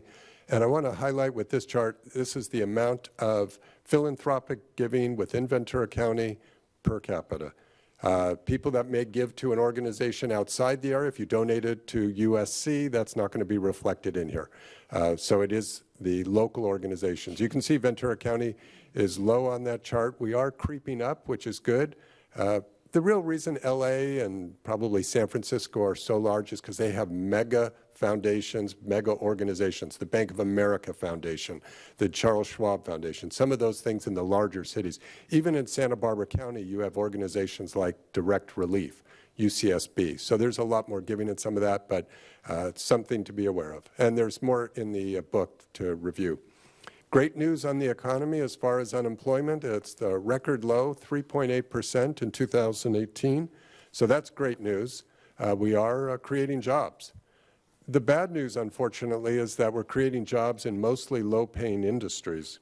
So over on the left, we're looking at goods producing, and you can see the decline in manufacturing. Blue, we wanted to show you what the numbers were pre-recession. So blue is that, and you could see the great decline in manufacturing jobs, and these are well-paying jobs. Likewise, construction has started to creep back up, but still below the peaks from before the recession. So the world is shifting, or at least the United States is shifting to service providing more from good producing. So we can see the growth in some industries. This is positive here. Education and health services, a large number of growth there. But leisure and hospitality, that grows, but those are very low-paying, entry-level type jobs. Some professional business services, pretty level. Financial has deteriorated over the years. This is a challenge for policymakers in Ventura County, is how do we create higher-paying jobs? We know that the cost of living in Ventura County is extraordinary, and we have got to create jobs that pay well. And to give you an example, there we go.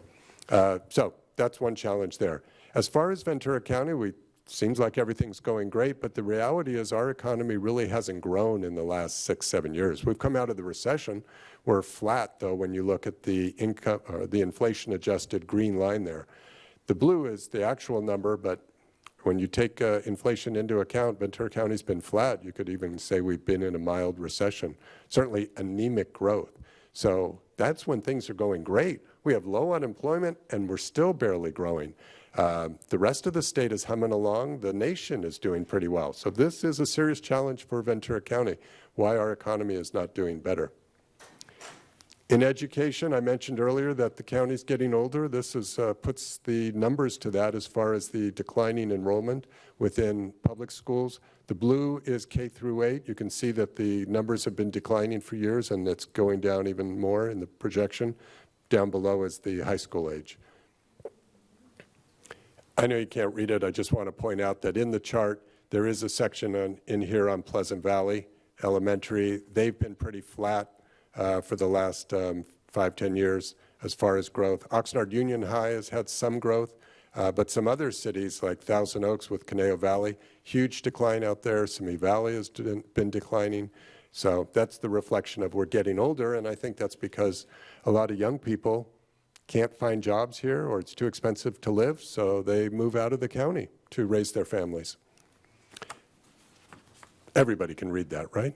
So this is a new chart, and I just want to point out this is all data that comes from the California Schools Dashboard. If you're interested in looking at it, what it's doing is within each school district, it shows you the level of achievement by various socioeconomic groups.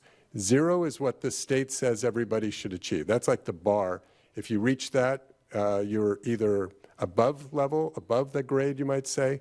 And so here at Mesa Union, which is in a little bit in Camarillo, we see that some of these students are doing very well. So the bar is all students. That's white, I can't read that, but Asian up there, multiple races. We break out English and math. So it's a way to compare the school districts. You can look through the various charts. There's 4 pages of this looking at individual districts, and anybody very interested can actually go to the dashboard and drill down on a particular school. So it does show you the challenges, and Oxnard Union High School District is sort of the range. Some are high achieving and some are very low achieving. Okay, something that your council really does have a say in is new housing starts. We can see that the numbers have been growing. That's positive news, 2,500 in 2017. So that's good. The problem is we're not creating anywhere near enough homes to handle the growth in natural population. I'm going to start moving pretty quickly here as I run out of time. Apartment rents, very challenging issue. Certainly you've had some development here with Springville and others, but the average rent in Ventura County is now over $2,000. And more importantly, the vacancy rate is 2.37%. When I spoke to you 2 years ago, this was almost 4%, and this was a little under 1,900, around there. So it's only getting worse. It's a very expensive place to live. And this shows you by city the average rents. Median home price, we break that out by city. We also show the number of sales. You can see Camarillo is right there in the middle. Natural environment, I put this in. Maybe somebody on the panel can give me an answer, but we're seeing that the disposal rates for all the city is increasing. We are not diverting as much as we used to. I'm not sure what the exact reasons are. Camarillo is in the middle with about 4.5 pounds per person per day. You can see some of the other cities are far worse and some are a little better. Not quite sure what the reason is, if that's related to policies. I know that here in Camarillo, as a resident of Camarillo, that we have a pretty good recycling program. Public health, there's been a lot in the news about vaping, where these are based on surveys of 11th graders in the various school districts. We pulled out the unified school districts, and it's showing 3 different years of trend. So the most recent is the maroon color there. So as far as vaping, I know that's going to probably come before your council if it hasn't already. You can see the numbers are up there. About 20% of the kids at Ventura and Conejo are vaping. This data is a little old. I would suspect that those numbers may have crept up a bit. The only one representing Camarillo area would be Oxnard Union High, and that number is declining. One thing you may notice in this and the next slide is that the more affluent districts seem to have higher rates. I'll let you draw your own conclusions, but when I look at that, I'm seeing Oxnard and Santa Paula a little lower, Fillmore a little lower, Moore Park, but Oak Park up there, Ventura, Conejo. Here's the screen on marijuana, very similar as far as that.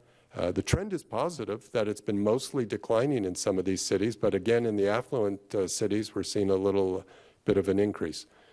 So lots more you can read about. On the very bottom, we include the survey question so that you can actually know what the students read and how they decided how to vote or opt for.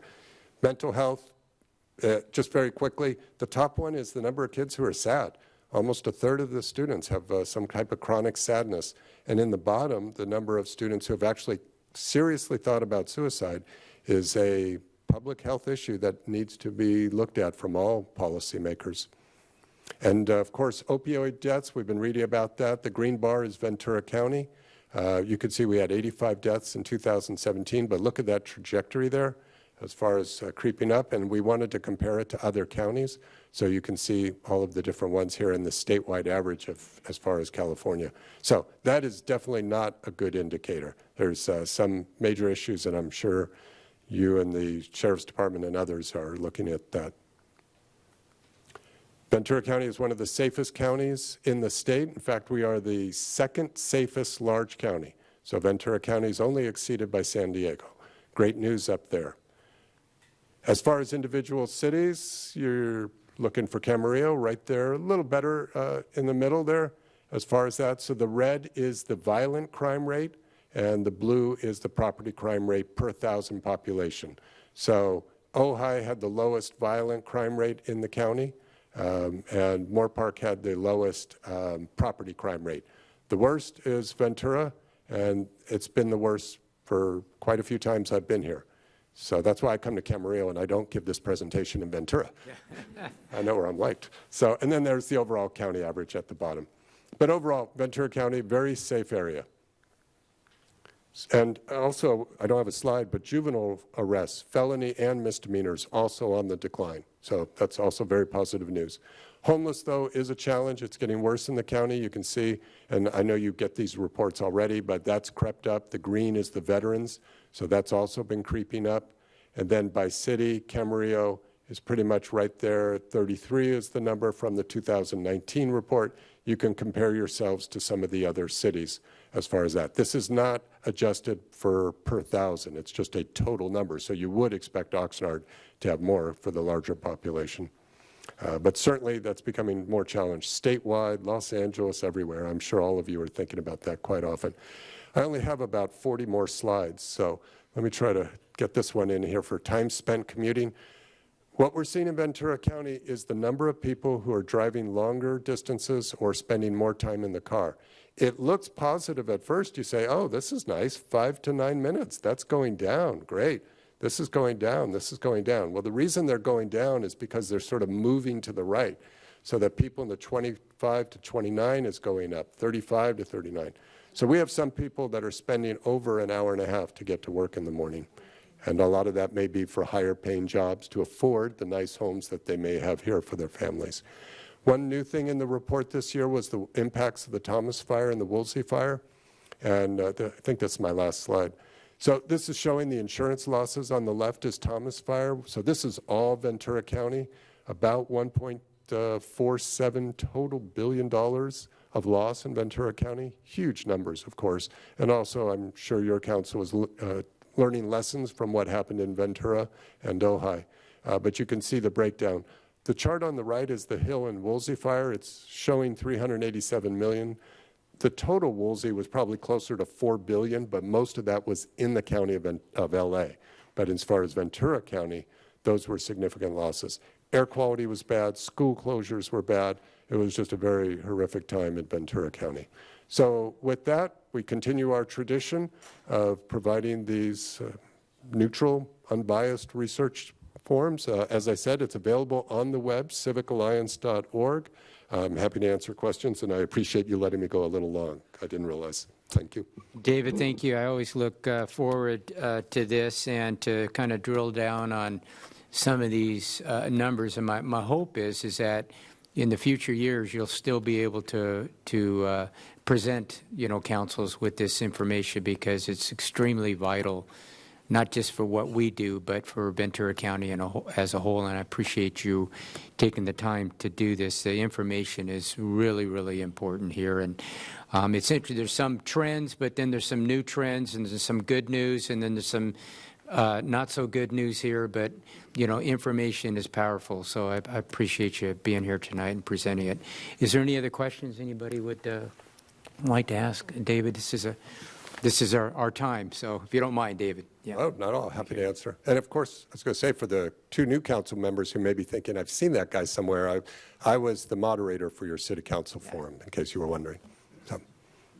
Mr. Tremblay, do you have? Actually, it's not even a question, David, but it's more of a plug. And I see that in the report, and I'm looking forward to going through it, and thank you, there is an entire section on natural and environmental resources with some very specific and rather sobering messages in terms of diminishing returns and some of the measures of environmental quality. So I look forward to reading that, and I want to thank you for the Civic Alliance putting this together. It's very useful. You're quite welcome, and we want the staff to have copies as well. So, Mr. Norman, if you ever need more copies for your staff or anybody else, we're happy to provide it. So, thank you. I think, Mr. Moshe, did you have just a comment? No, I'm familiar with this report. I look forward to it every 2 years. I've read cover to cover the last two. And then for some things, like when it comes to agriculture and crops, I'm not sure why, but I'm just fascinated by that, particularly the historic rankings. And I went to the root source, the county agriculture, I think it's Agriculture Commission or something like that. Yeah, and I've dug through all of their publicly available reports, and I've put together my own spreadsheets as to just the historical rankings of crops, and I'm just utterly fascinated by this. I already love numbers, and this is just, I love it. Well, I'm glad to hear that. And that gives me a chance to mention that all of our sources are listed in the back. Yep. I think around page 113 or something like that. So if there's any particular statistic you're interested in, you can go to the Census Bureau or wherever else we got the data so that you could drill down. All right. Susan, you did? This is the first time I've seen this, so thank you. This is really well done, and I'm looking forward to spending some time with it. So thank you. Thank you. Thank you for being here tonight. All right, that gets us down to public comments. Public comments, okay. First is Lorena Saratari. It's on. Lorena here. Again, 3 minutes if you would, appreciate it. Thank you. And put the microphone down, please. Thank you. Sure, thank you. Thank you for the opportunity that I have to come and be able to speak to you. And tonight, I won't get to talk about 5G per se, but I want to give you an invitation to a seminar that is free and it's going to take place in Ventura on Monday, July 29 at 6 p.m. at the E.P. Foster Library at the Elizabeth R. Topping Room. And the person speaking will be Donna Tacobert, and she is the leading expert on wireless radiation. So I stopped by your office yesterday and dropped off some invitations. And I hope that you will take an opportunity to attend to the meeting and know about this. Because this is a concern, It affects all of us. And when 5G is finally rolled out, it's going to be affecting all of us. And it's really, with 3G, we were brought close to the edge, right, of a cliff. With 4G, we're over the cliff. And with 5G, it's really a concern for humanity and every living creature in the world. So I hope you can take the time to attend. And also, as I spoke last Wednesday, not last Wednesday, but last Wednesday when there was a City Hall meeting, I forgot to mention that we have contacted, because we were concerned about the animals when the T-Mobile started, trying their 5Gs on LA County. So we contacted the Wildlife, Fish, and Game Federation and also the Audubon Association, and they send their experts to collect the dead animals. So hopefully we will have a report pretty soon if they are willing to share what's the results with us. So thank you, and I have some more flyers if you would like, please. Thank you. Okay, thank you. Next we have Martin Manison. Martin here. Again, Martin, if you could do 3 minutes, we'd appreciate it. Thank you. Well, I'll start by saying, if you want to bring that there, thank you very much. There's a big concern over what's going on in Las Posas. So to give a better explanation, I'd like to read a short letter to the editor of the Acorn. And it's speeding on Las Posas must stop. Just stop speeding along Las Posas Road. You're jeopardizing the lives of people and including children. The Carmen intersection has way too many accidents, as do the police would verify that.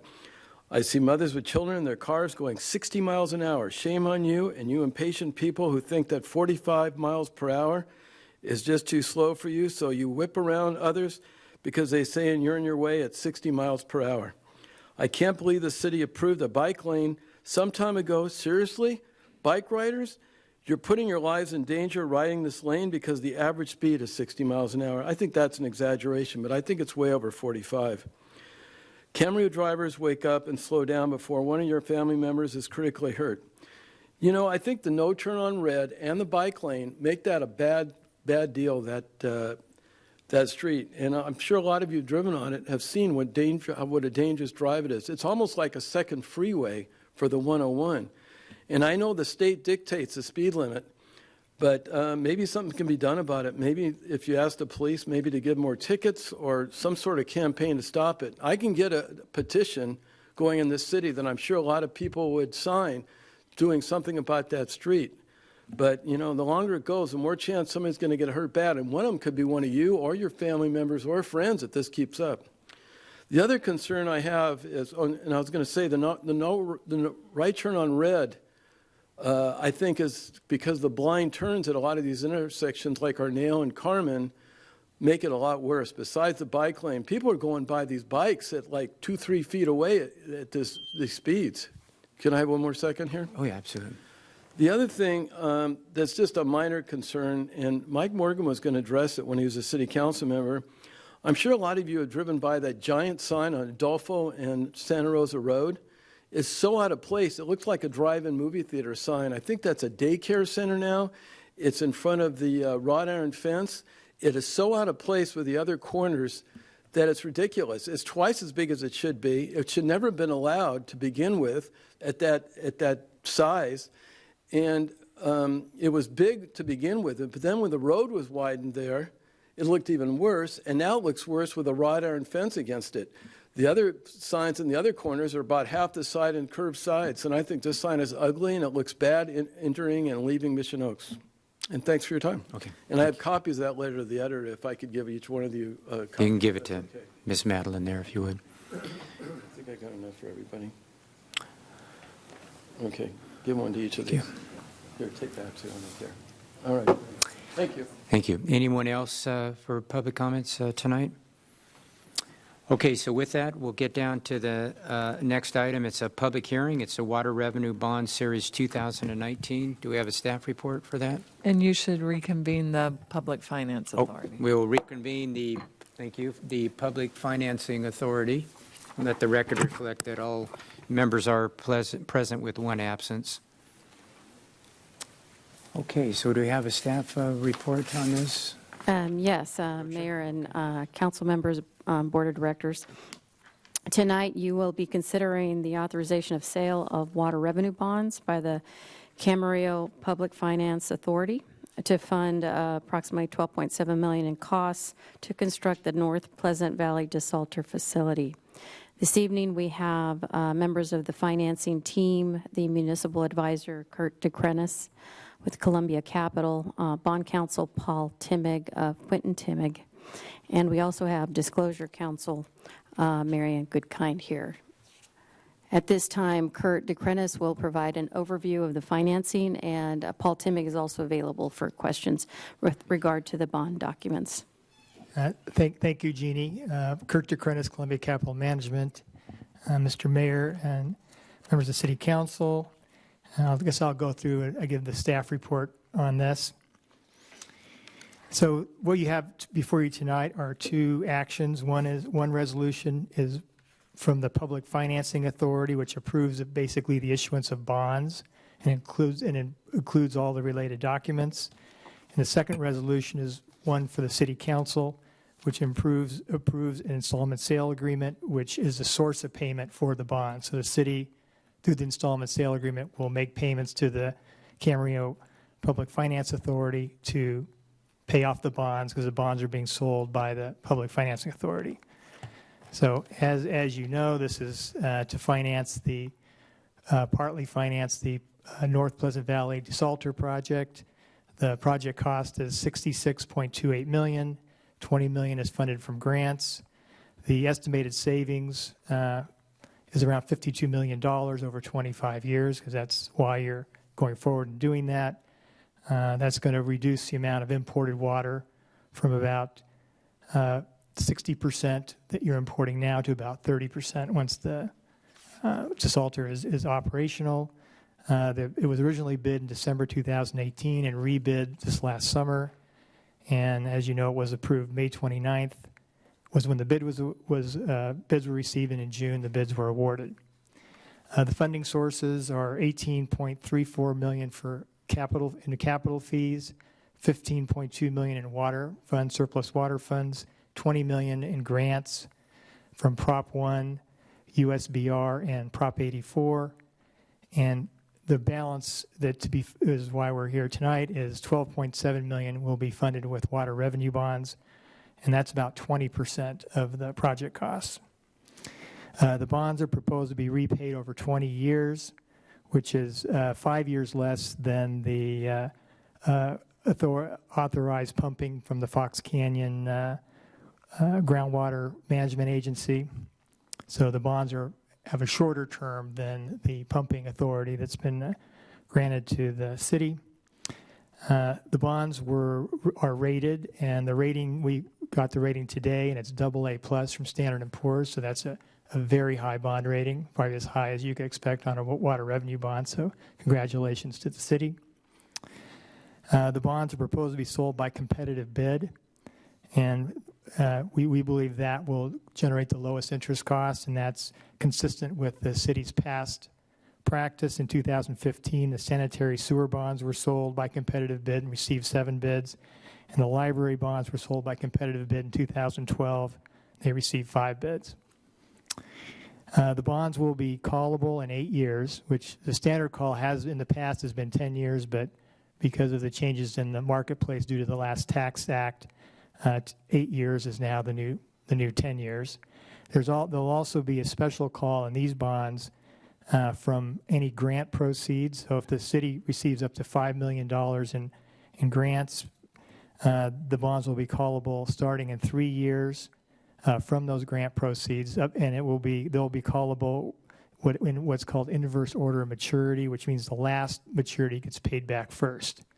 So to the extent there are bond calls from grants, the term of the bonds will become shorter. So if, let's say, the entire $5 million was granted and the bonds were called, the term of the bonds would be reduced from 20 years to probably 13 years. So there'd be a big reduction in the term of the bonds. We expect the interest rate on these bonds to come in at under 3%, maybe closer to 2.75%, because the bond market is very strong right now, and interest rates are incredibly low for a lot of reasons that not everybody understands, but they are. And the annual debt service is expected to be around $835,000. The bonds are secured by a pledge of net water revenues, so the water system the revenues net of operating expenses, that's what's pledged to pay the bonds back. There's a rate covenant that requires there be a rate increase if the coverage drops below 1.25%. That's right now, the coverage is 3 times, so it would take a dramatic change in circumstances to create a situation where any rate increase would be required. And in the projections and what was presented to the rating agencies, there was no water rate increase considered in that. There's also, I want to point out that there is no general fund pledge to this, so the bonds are only secured by money from the water enterprise. So the city general fund is not involved in any way. And that kind of summarizes the staff report as far as the bonds go. There's a number of documents you'll be approving tonight, and that includes a trust indenture, which is the document that governs the bonds, installment sale agreement, which is the document which creates the obligation of the city to pay on the bonds, a bond official statement, which goes out to investors, which will be posted this is approved tonight. It will be posted tomorrow to investors. The proposed sale date is August 6th. And then there's a continuing disclosure certificate, which is a document which requires ongoing disclosure to investors, which the city will have to do every year. And a notice of sale, which goes out to all the underwriters that will be bidding on this issue. And Paul Timmig, your bond counsel, is here to answer any specific questions related to the bond documents themselves. So if there's any questions I can answer, please let me know. Kurt, I'll start it off. There's a good percentage that we may be able to get these bonds for under 3%. So if that's the case, does that have anything to do with the city's credit rating? It has everything to do with the city. It has a lot to do with the city's credit rating, and that's the AA+ credit rating that the city got on these bonds is probably the primary reason why I think you'll get such good interest rates. And the city itself has a AAA issuer credit rating because of the community, of the demographics and the job base and the income levels and everything that's here, and the management of the city itself. So that certainly was the basis, I think, upon which Standard & Poor's, determined that AA+ was the appropriate rating here. Because that seems to me how interest rates are. They are at somewhat historical low. Yeah. But if we do get that, that's a very favorable interest rate. Would you agree with that? I'd absolutely agree with that. I think the AA+ rating is going to drive a lot of investors to want to own these bonds, and I think the market is really great for bonds right now, and so I think you'll get a lot of interest, and that's what the demand is, what drives the rates down. I think there'll be a lot of demand for these bonds. Okay, thank you. Any other questions, Mr. Tremblay? Yeah, thank you. I've just got a number of questions just on the numbers because I think it's important to understand this in context. As I'm looking at it, I think you indicated that, we have the bond amount, the indebtedness amount is about $12.7 million, and the way I calculated it is that's about 19% of the total project cost estimated in the staff report. Would you agree? Yes. Okay. On pages 2 and 3 of the staff report, it indicated an all-in true interest cost, in other words, cost of borrowing at about 2.8%, certainly less than 3%. Right. But there's something I would like you to clear up for me, and that is that on page 4, it references the true interest rate not to exceed 3.38%. How was that 3.38% calculated? And number 2, could you make sure that you clarify the difference between those two? It could be that that's just an outside limitation because of competitive bid. Is that? No. Okay. No, Explain the difference then between the two, please. Well, the 2.38%, the 3.38% that you're referring to is there's parameters in your approving resolutions that as the council, when you approve the resolution, you're authorizing your staff to move forward with the bond issue. And so in those approving resolutions, there are parameters of which they cannot go forward unless the amounts are less than what's in the resolution. So. Oh, well, that was my point. I thought that only represents an outside figure. That's right. Beyond which staff cannot proceed. That's correct. So staff would have to come back to the council, say the bond sold, and let's say the true interest cost was 3.4%. Well, the deal could not proceed. The whole transaction would have to come back before the council to go forward. 3.38 is about 60 basis points higher than 2.8. How was that number chosen? That's 60 basis points. Yeah. Well, again, it's just a parameter. It doesn't mean that the city staff would go ahead and approve an issue, even if it was 20 basis points higher than what we estimate. Your city manager and finance director may decide, hey, we want to take this back to the city council. So there had to be some decision as to what the parameters were, and generally in municipal bond issues, the parameters are generally fair. There's a fair amount of room in parameters so that there's some flexibility depending on what happens in the market, and that a number was chosen, and the parameter was $875,000 in debt service being the maximum debt service that you could ever pay in 1 year without having to come back to the city council, and that translates into an interest rate of 3.38%. Right. I think because there's such a large spread, and it's almost 60 basis points, I would be concerned if you were going from 2.80 to 3.38. If you ended up receiving competitive bids in the 3.3 range, I think I would be concerned. And I guess my inquiry of staff would it be your intention if you receive bids that high to come back to council? Just to clarify that, I think the statement that Kurt made last was that the maximum debt service or annual debt service as included in the resolution is $895,000. So that interest rate represents that maximum. So we're setting that upper limit.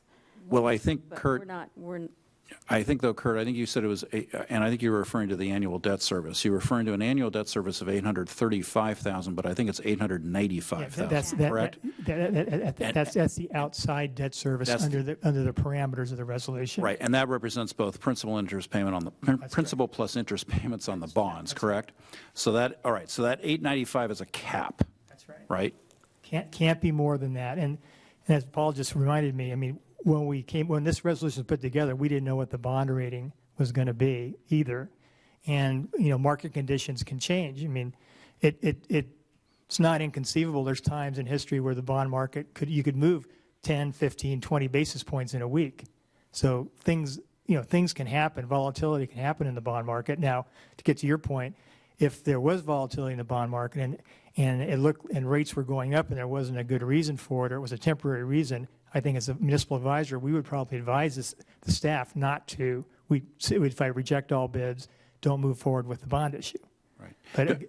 But I mean, some of this is judgment on the part of the staff and the city manager as to what parameters do they want to work with, and generally that was our recommendation, that there be some liberal parameters in there, because at the time there's no telling what's going to happen in the bond market, and whether if rates start really shooting up, maybe you don't want to put it on an agenda and then come back a month later and end up paying a lot more than $895,000, because the bond market, interest rates have shot up, because interest rates are at a very, very low point right now, incredibly low point.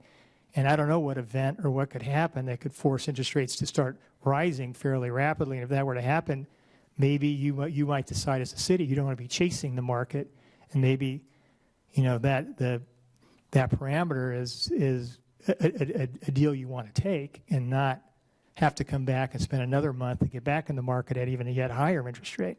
Right. Now, I happen to be supportive of this issue, and supportive of having these bonds, but I think it's important to understand in context where we are. That's why the mayor's question was so pertinent, because now that this bond has been rated AA+, that actually will have that will actually create more pressure to keep the rate down, even lower than what we anticipate, and that's why that question is a good question. So it looks to me then, based on the staff report, that the finance charge, I'm going to go through these different components. We'd say the finance charge is calculated to be about $318,000. Right. Is that correct? Correct. Right. And the amount of proceeds that the city will be clearing post-bond issuance will be $12.695 million? Correct. Okay. And the total payment amount will be approximately $16.7 million. I'm going to round off on the 100,000 here. $16.7 million, correct? Correct. $16,688,000 according to page 2 of the staff report. Hopefully lower, but yes. But hopefully lower, which would leave us with a total cost of borrowing over that 20-year period of about $4 million. Correct? I mean, am I doing the math right? Yeah, if that's the interest component, here I can tell you exactly. Yes, that's the interest component. That's exclusive of the corpus. Yeah, hold on. In other words, it's about a $4 million borrowing over the course of 20 years, assuming no redemption at year 8. Well, I have interest at $4.5 million. Okay.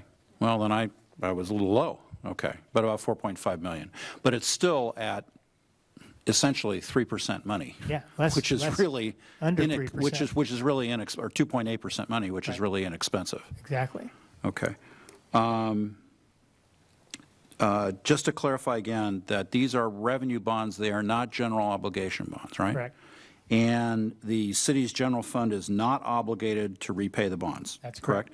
Correct. Is that because this is a financing by the Public Finance Authority as opposed to the city? No. It's okay.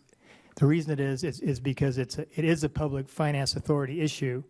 It's because the source of repayment is limited strictly to net water revenues from the water enterprise.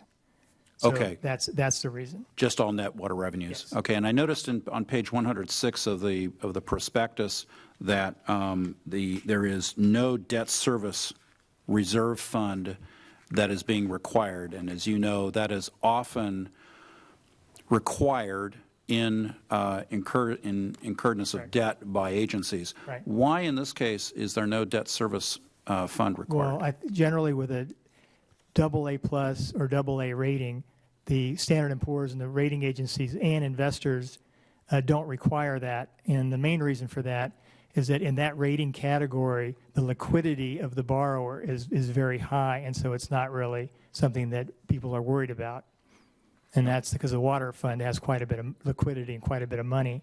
So it's not a credit issue, and that's why it wasn't needed. Okay. And we wouldn't recommend if it's not necessary, it wouldn't make sense for you to borrow it.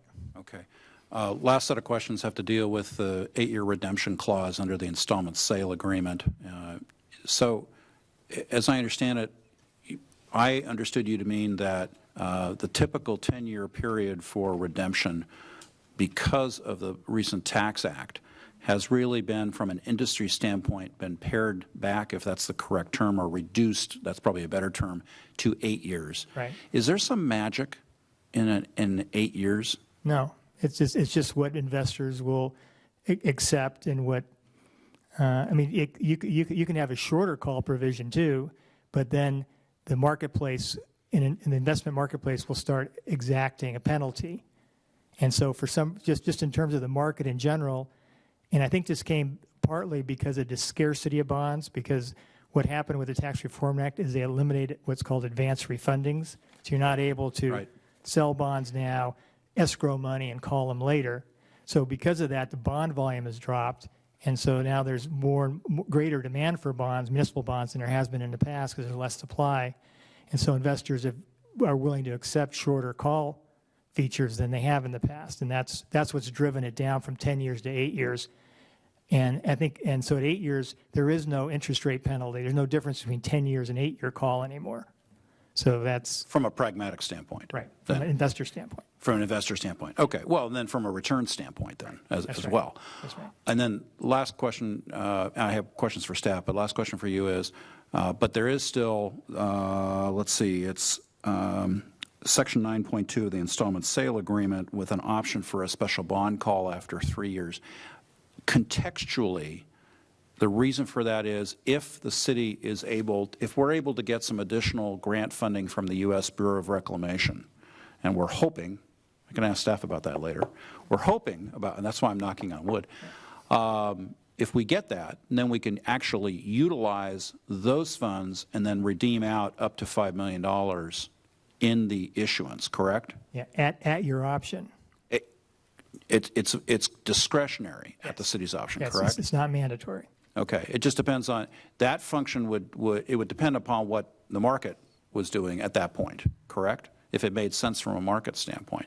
Or a cost, no, let me rephrase. It would make sense from if it made sense from a cost standpoint, correct? Yeah, for example, if you had, it might not make sense to pay off money that you borrowed at 2 3/4%. You may decide to have a different use for that money, than to call bonds, but you have the option to do that. Okay, all right. Thank you. That's all the questions I have for Kurt at this point. Mr. Milche? Yeah, just a quick one. Is the hypothesized 2.8%, is that commonplace for bonds with this kind of rating for municipalities? Well, I think right now in the marketplace for a AA plus rated bond, that is where bonds are trading and where bonds are selling at that rate as of today. We won't know for a fact where that is until August 6th when the bids are open. But assuming that the market doesn't change that much between now and then, we do have a Fed meeting next week, 25 basis point rate cut, probably not going to make much difference. But until the bids are open, we don't know. But that's the best guess. That's where it is now. My second question was on the Fed meeting. I assume that the market has already kind of priced in an assumption of a drop of 25 basis points. I would think so. Yes. Okay. That's all I got. Any questions? I just want to review some of the numbers because I heard a number of different ones, and I'm looking at a number of different ones. So the annual debt service at 2.75% is about $835,000. That's right. Correct? Yes. Okay. On page 2, I've got it was expected to be under 3%, and the annual debt service is expected to be under $895,000. Well, that wouldn't be expected. That would be the outside parameter that we were discussing earlier. That's the if it's more than those amounts, then the staff cannot proceed with the bond issue without bringing it back to the city council. Right, but then when we talk about what that highest amount is, now on page 4, we said that was 3.38%, and earlier I think it was you that said that that came out to about 895,000. Right, that's just another measure of the parameter. It's putting an interest rate on 895,000 a year. That's what the 3.38% does. So that's the authority. You, the city councilor, telling the staff, well, if it's more than that, you got to come back. I understand that. What's not squaring up with me is that we have an estimate. You said there was an estimate of 895,000 for 3.38%, but on the other page it says 895,000 is 3%. No, I don't know where are you looking? Where do you see that? Page 2, second paragraph.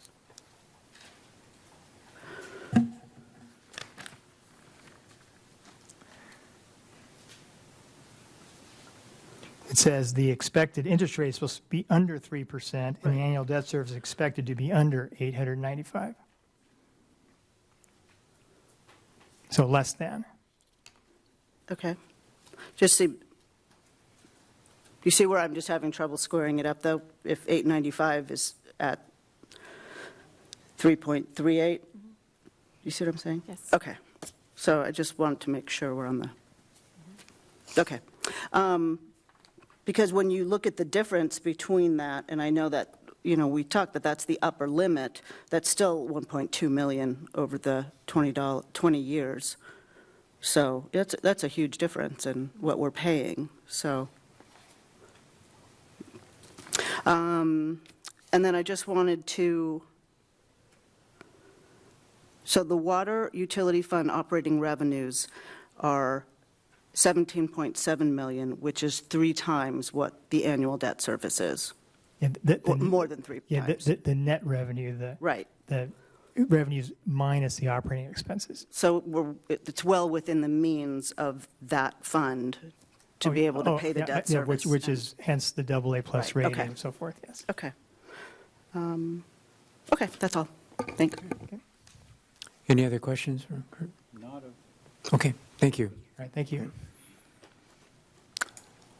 All right, I think we did have questions of staff. Mr. Tremblay, did you want to? Okay.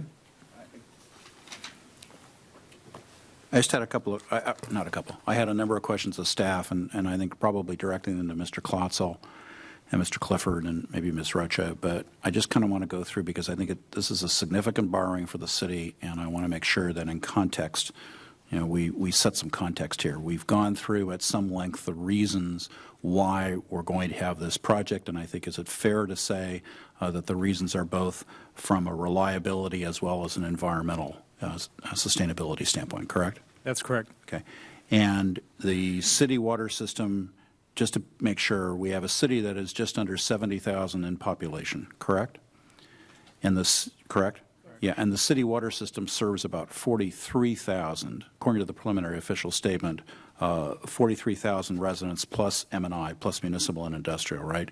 So I want people to understand the split here because a significant portion of the city is not served by the city of Camarillo's water system. It is served by Camarosa or there are some other smaller water systems, right? Right. So we're only talking here about those folks who are served by the city water system. Okay. Dave, in 2018, just to give people some context, the city imported about 60% of its water through the State Water Project, right?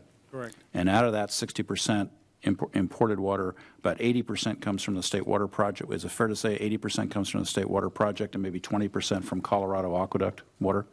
As far as we know right now, there haven't been very many deliveries from Colorado that makes it over to Cayugas Municipal Water District. From what I understand, the majority of Colorado water stays elsewhere within metropolitan water districts service areas. True, but the POS at page 136 does reference an 80-20 split. That's why I asked. Okay, so what is the city's total water demand? It's about 9,000 acre feet per year? In terms of production water? Okay. So out of that, how much is groundwater? Maybe 3,100 acre feet of groundwater and 4,700 of imported? Kind of rough back of the envelope. Okay, so here, though, the staff report said that there's a projection that there's an economic useful life. I'm referring to page 2 and then page 118 of the preliminary official statement. It refers to a projected economic useful life of about 40 years for this project. How did we get the 40-year estimate? 40 years based on the facility itself, the estimated useful life of this type of capital investment into a treatment facility. Okay, and we've talked about the number of years relative to the repayment of the bond, but I think it's important. We may have a 40-year economic useful life of the project, but the authorization to pump the groundwater for this facility lasts just 25 years, correct? And that was granted by the Fox Canyon GMA, and they've allowed a gross extraction of 4,500 acre feet, just to put this in context, with a net of about 3,800 acre feet, right? Is there a possibility, based on the GMA's approval, that the way this desalter is sized, is there a possibility that at year 25 the GMA may say, hey, we think there's enough water there, we want to come in and put in a second skid or a second portion of the desalter in order to extract more groundwater? Is there that possibility? Yes. Has the desalter been sized to allow for that? So certain components have been. Those components where it makes sense now on a cost-effective basis to install the larger capacity, some of the tanks, some of the underground piping, and then more along the lines of the space available to bring in the additional infrastructure that would be needed for an increase volume of production. But if you think about the pipelines themselves have or have not been sized to take that into account. Some have. Again, some have. Right. Okay. All right. So we have a 40-year economic useful life, a 25-year authorization, and a 20-year repayment term under the bonds, right? Correct. Okay. All right.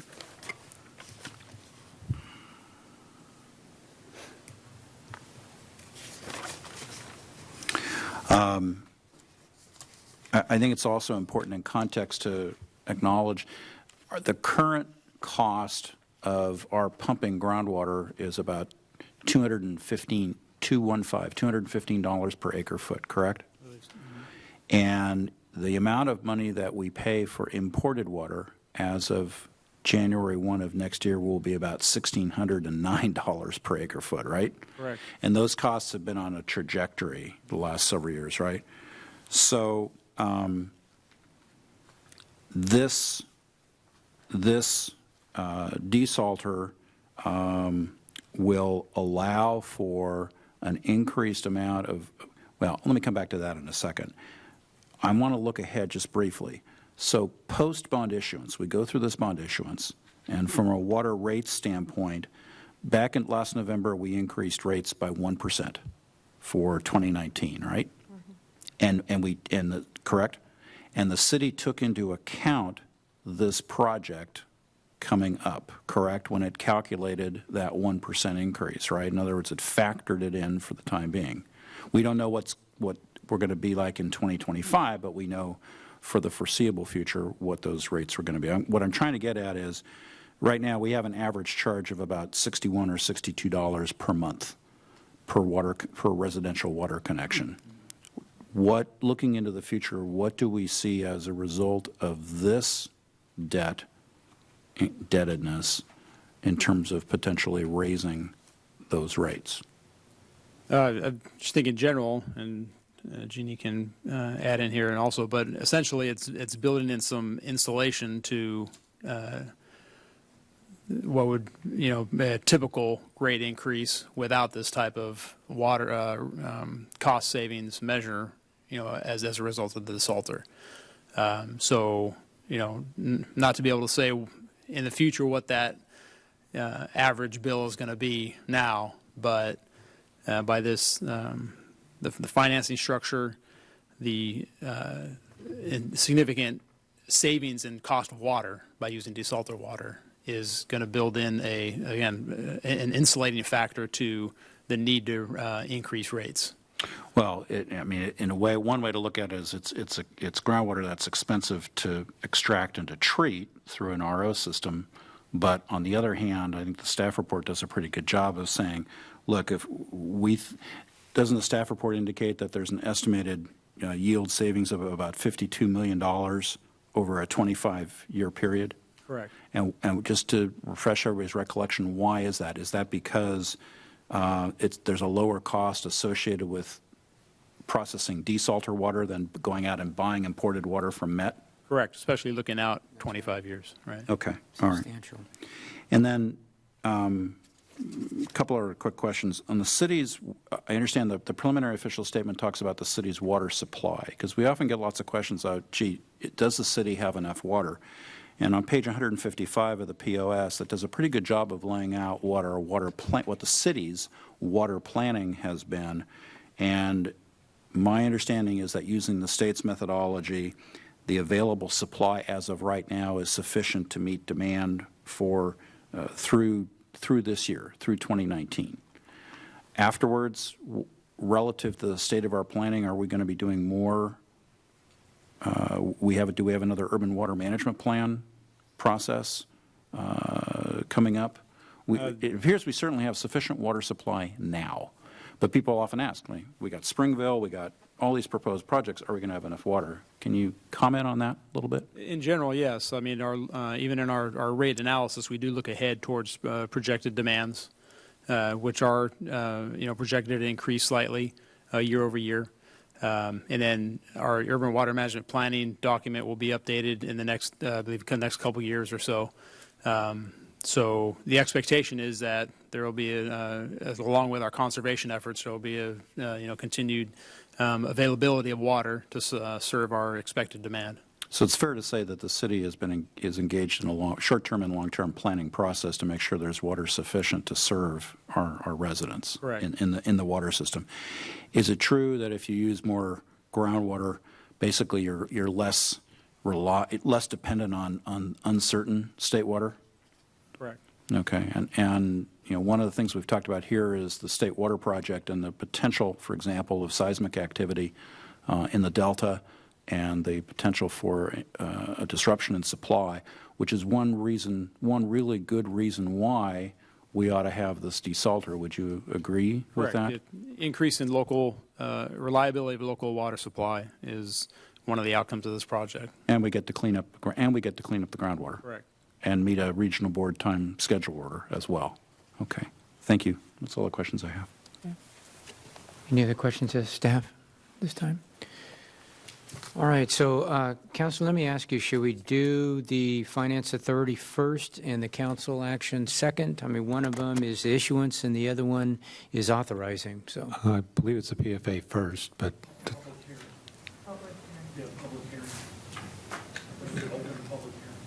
Oh, I'm sorry, let's open the public hearing. We'll open the public hearing, and would there anybody in the public like to come by and address the council on this issue? Seeing no one come forward, we'll close the public hearing. So again, do we do this one first, or should we do the issuance of it first? my understanding is that the PFA comes first. And Either way? Okay, very good.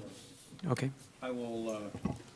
I'll start with the PFA. I'll move to adopt the resolution authorizing the issuance of water revenue bonds, Series 2019, approving an indenture of trust, an installment sale agreement, a preliminary official statement, and bond sale document, and authorizing official actions and execution of documents related thereto. I'll second. There's a motion and a second. Any further discussion on this? Hearing none, please vote. That passes 4-0 with one absence. And with that, I'll adjourn the Public Finance Authority, and I'll ask for a motion on the council. And I'll make a motion on that just after I say thank you to staff for the excellent job, all the background done, and to our professional outside staff for the good job done this evening and in presenting us with this information. I will move as to the City Council to adopt the resolution authorizing the execution of an installment sale agreement with a not to exceed $13,500,000 of total installment sale principal payments and a not to exceed $895,000 of installment payment in any fiscal year, and approving a preliminary official statement, bond sale document, and authorizing official actions and execution of documents related thereto. I'll second. There's a motion and a second. Just one quick comment. We've used this bond council several times in my tenure up here, and they've always given us really good service. So with that, if no other further questions, we'll take a vote. Please vote, please. That passes 4-0 with one absence. Thank you very much. All right, so that gets us down on the agenda down to, I believe, new business. So, Mr. City Manager, any comments tonight? Yes, thank you. I attended the fiesta this past weekend. Great bands and great food. Commander Murray reports that from a safety perspective, it was uneventful, which is always good to hear when we have an event of this size. So if you missed it, you missed a great fiesta. I attended a free concert at the library this past Sunday. The library periodically holds concerts in the community room, and they are always entertaining and educational. Sunday's concert was by the Gypsy Jazz Band Idiomatique from Santa Barbara. The room was packed, and everybody had a great time. I encourage everyone to check the library schedule and attend these free concerts sponsored by the Friends of the Library. The second summer concert in the series will be this Saturday, July 27th at 7:30 at Constitution Park. The band will be the Mighty Cash Cats. It's a country band. It should be very popular. The messaging about our new blanket and chair policy was successful for the first concert in June. We didn't have to, take away any blankets or chairs. Everyone did as instructed. Just to remind everybody, the new policy allows the community to place blankets and chairs in the park beginning at 5 p.m. on the Friday prior to each concert. Items left unattended prior to 5 p.m. on Friday will be collected and placed to the side of the stage. Information about parking and food trucks is available on PVRPD's website and has been shared on the city's website and Facebook page.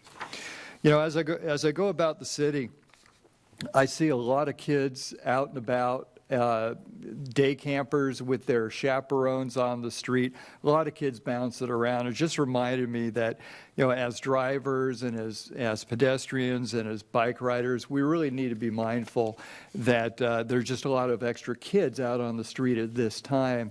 The gentleman's comment about speeds on Las Posas, even more critical right now since kids are out of school.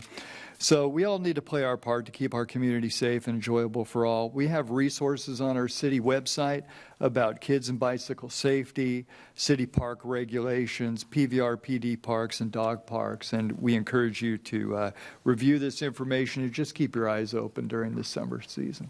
Thank you very much. Thank you very much. The City Attorney, anything tonight? I have no items tonight. All right, City Council, we'll start with Mr. Mulchay. Anything tonight? With pleasure. Since we last met, Thursday, July 11th, had a bit of a packed day. Attended a Camarillo Ranch ad hoc committee meeting. Attended the Camarillo Ranch docent mixer, and that was really great. I got to meet a lot of the docents out of the Camarillo Ranch, and they're a great bunch. They've dedicated a lot of time, and it was really great to meet them. And I haven't spent a lot of time with them as I usually interface with just the board.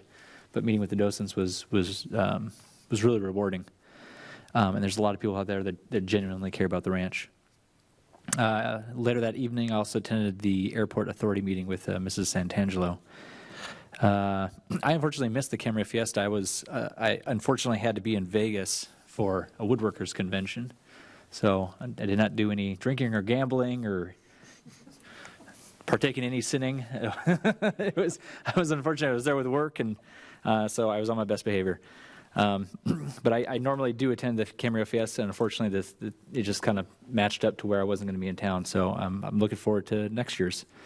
Monday, July 22nd, I attended the investment committee meeting, and Tuesday, yesterday, I attended here in council chambers the EIR scoping meeting for the proposed Camarillo Springs development project. And that is all I got. Okay. Mr. Tremblay, anything tonight?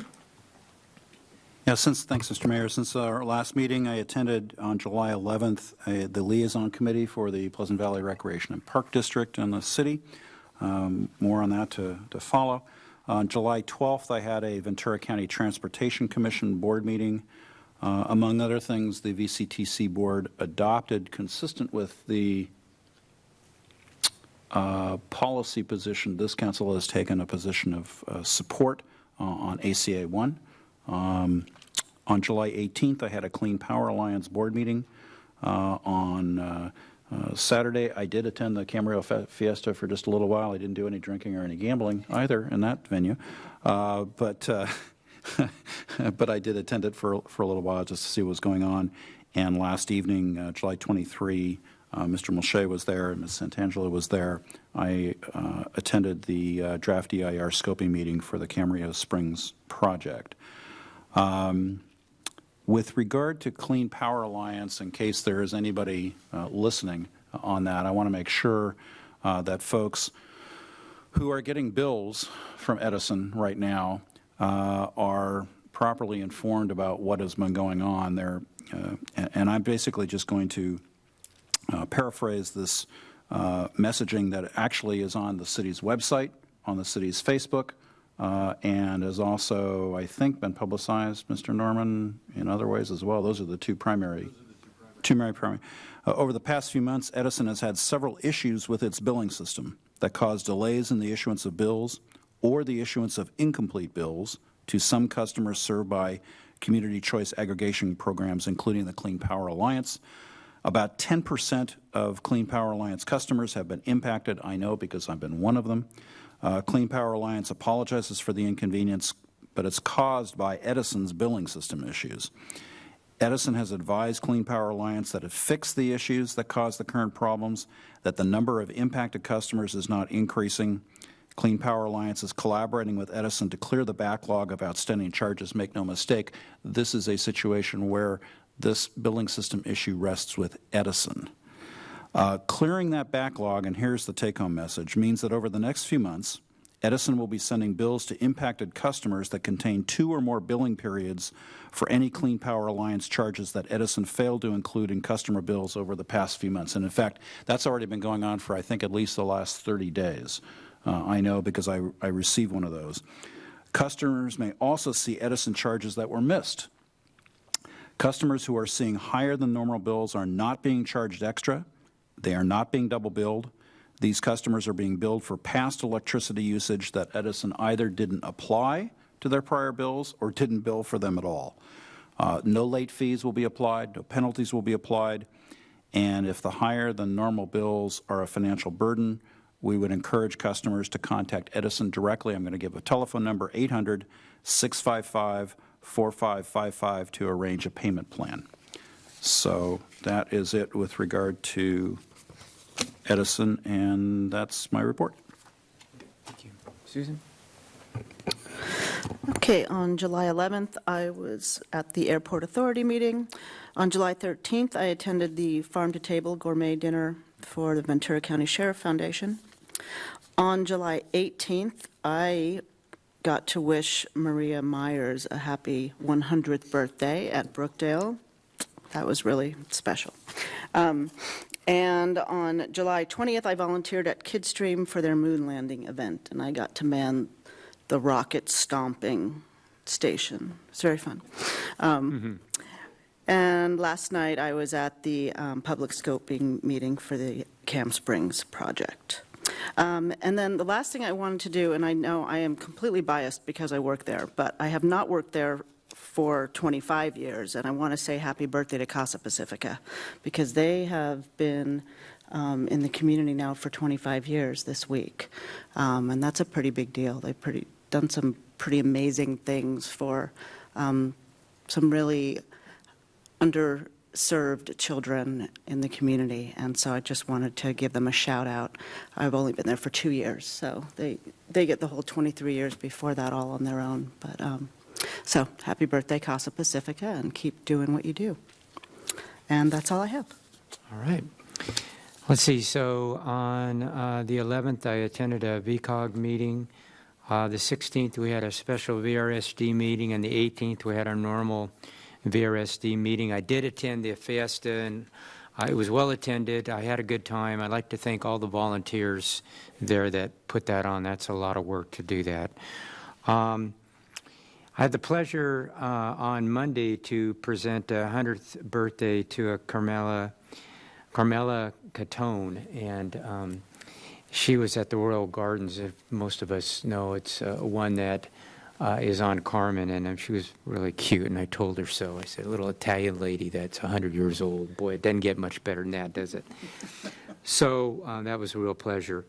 And this morning, I'm starting to prep for the State of the City, if you can believe that. So we had a meeting on that. So that's all I have tonight. So with that, I believe we do have another study session. We have a closed session. So if no further business, we will be in recess.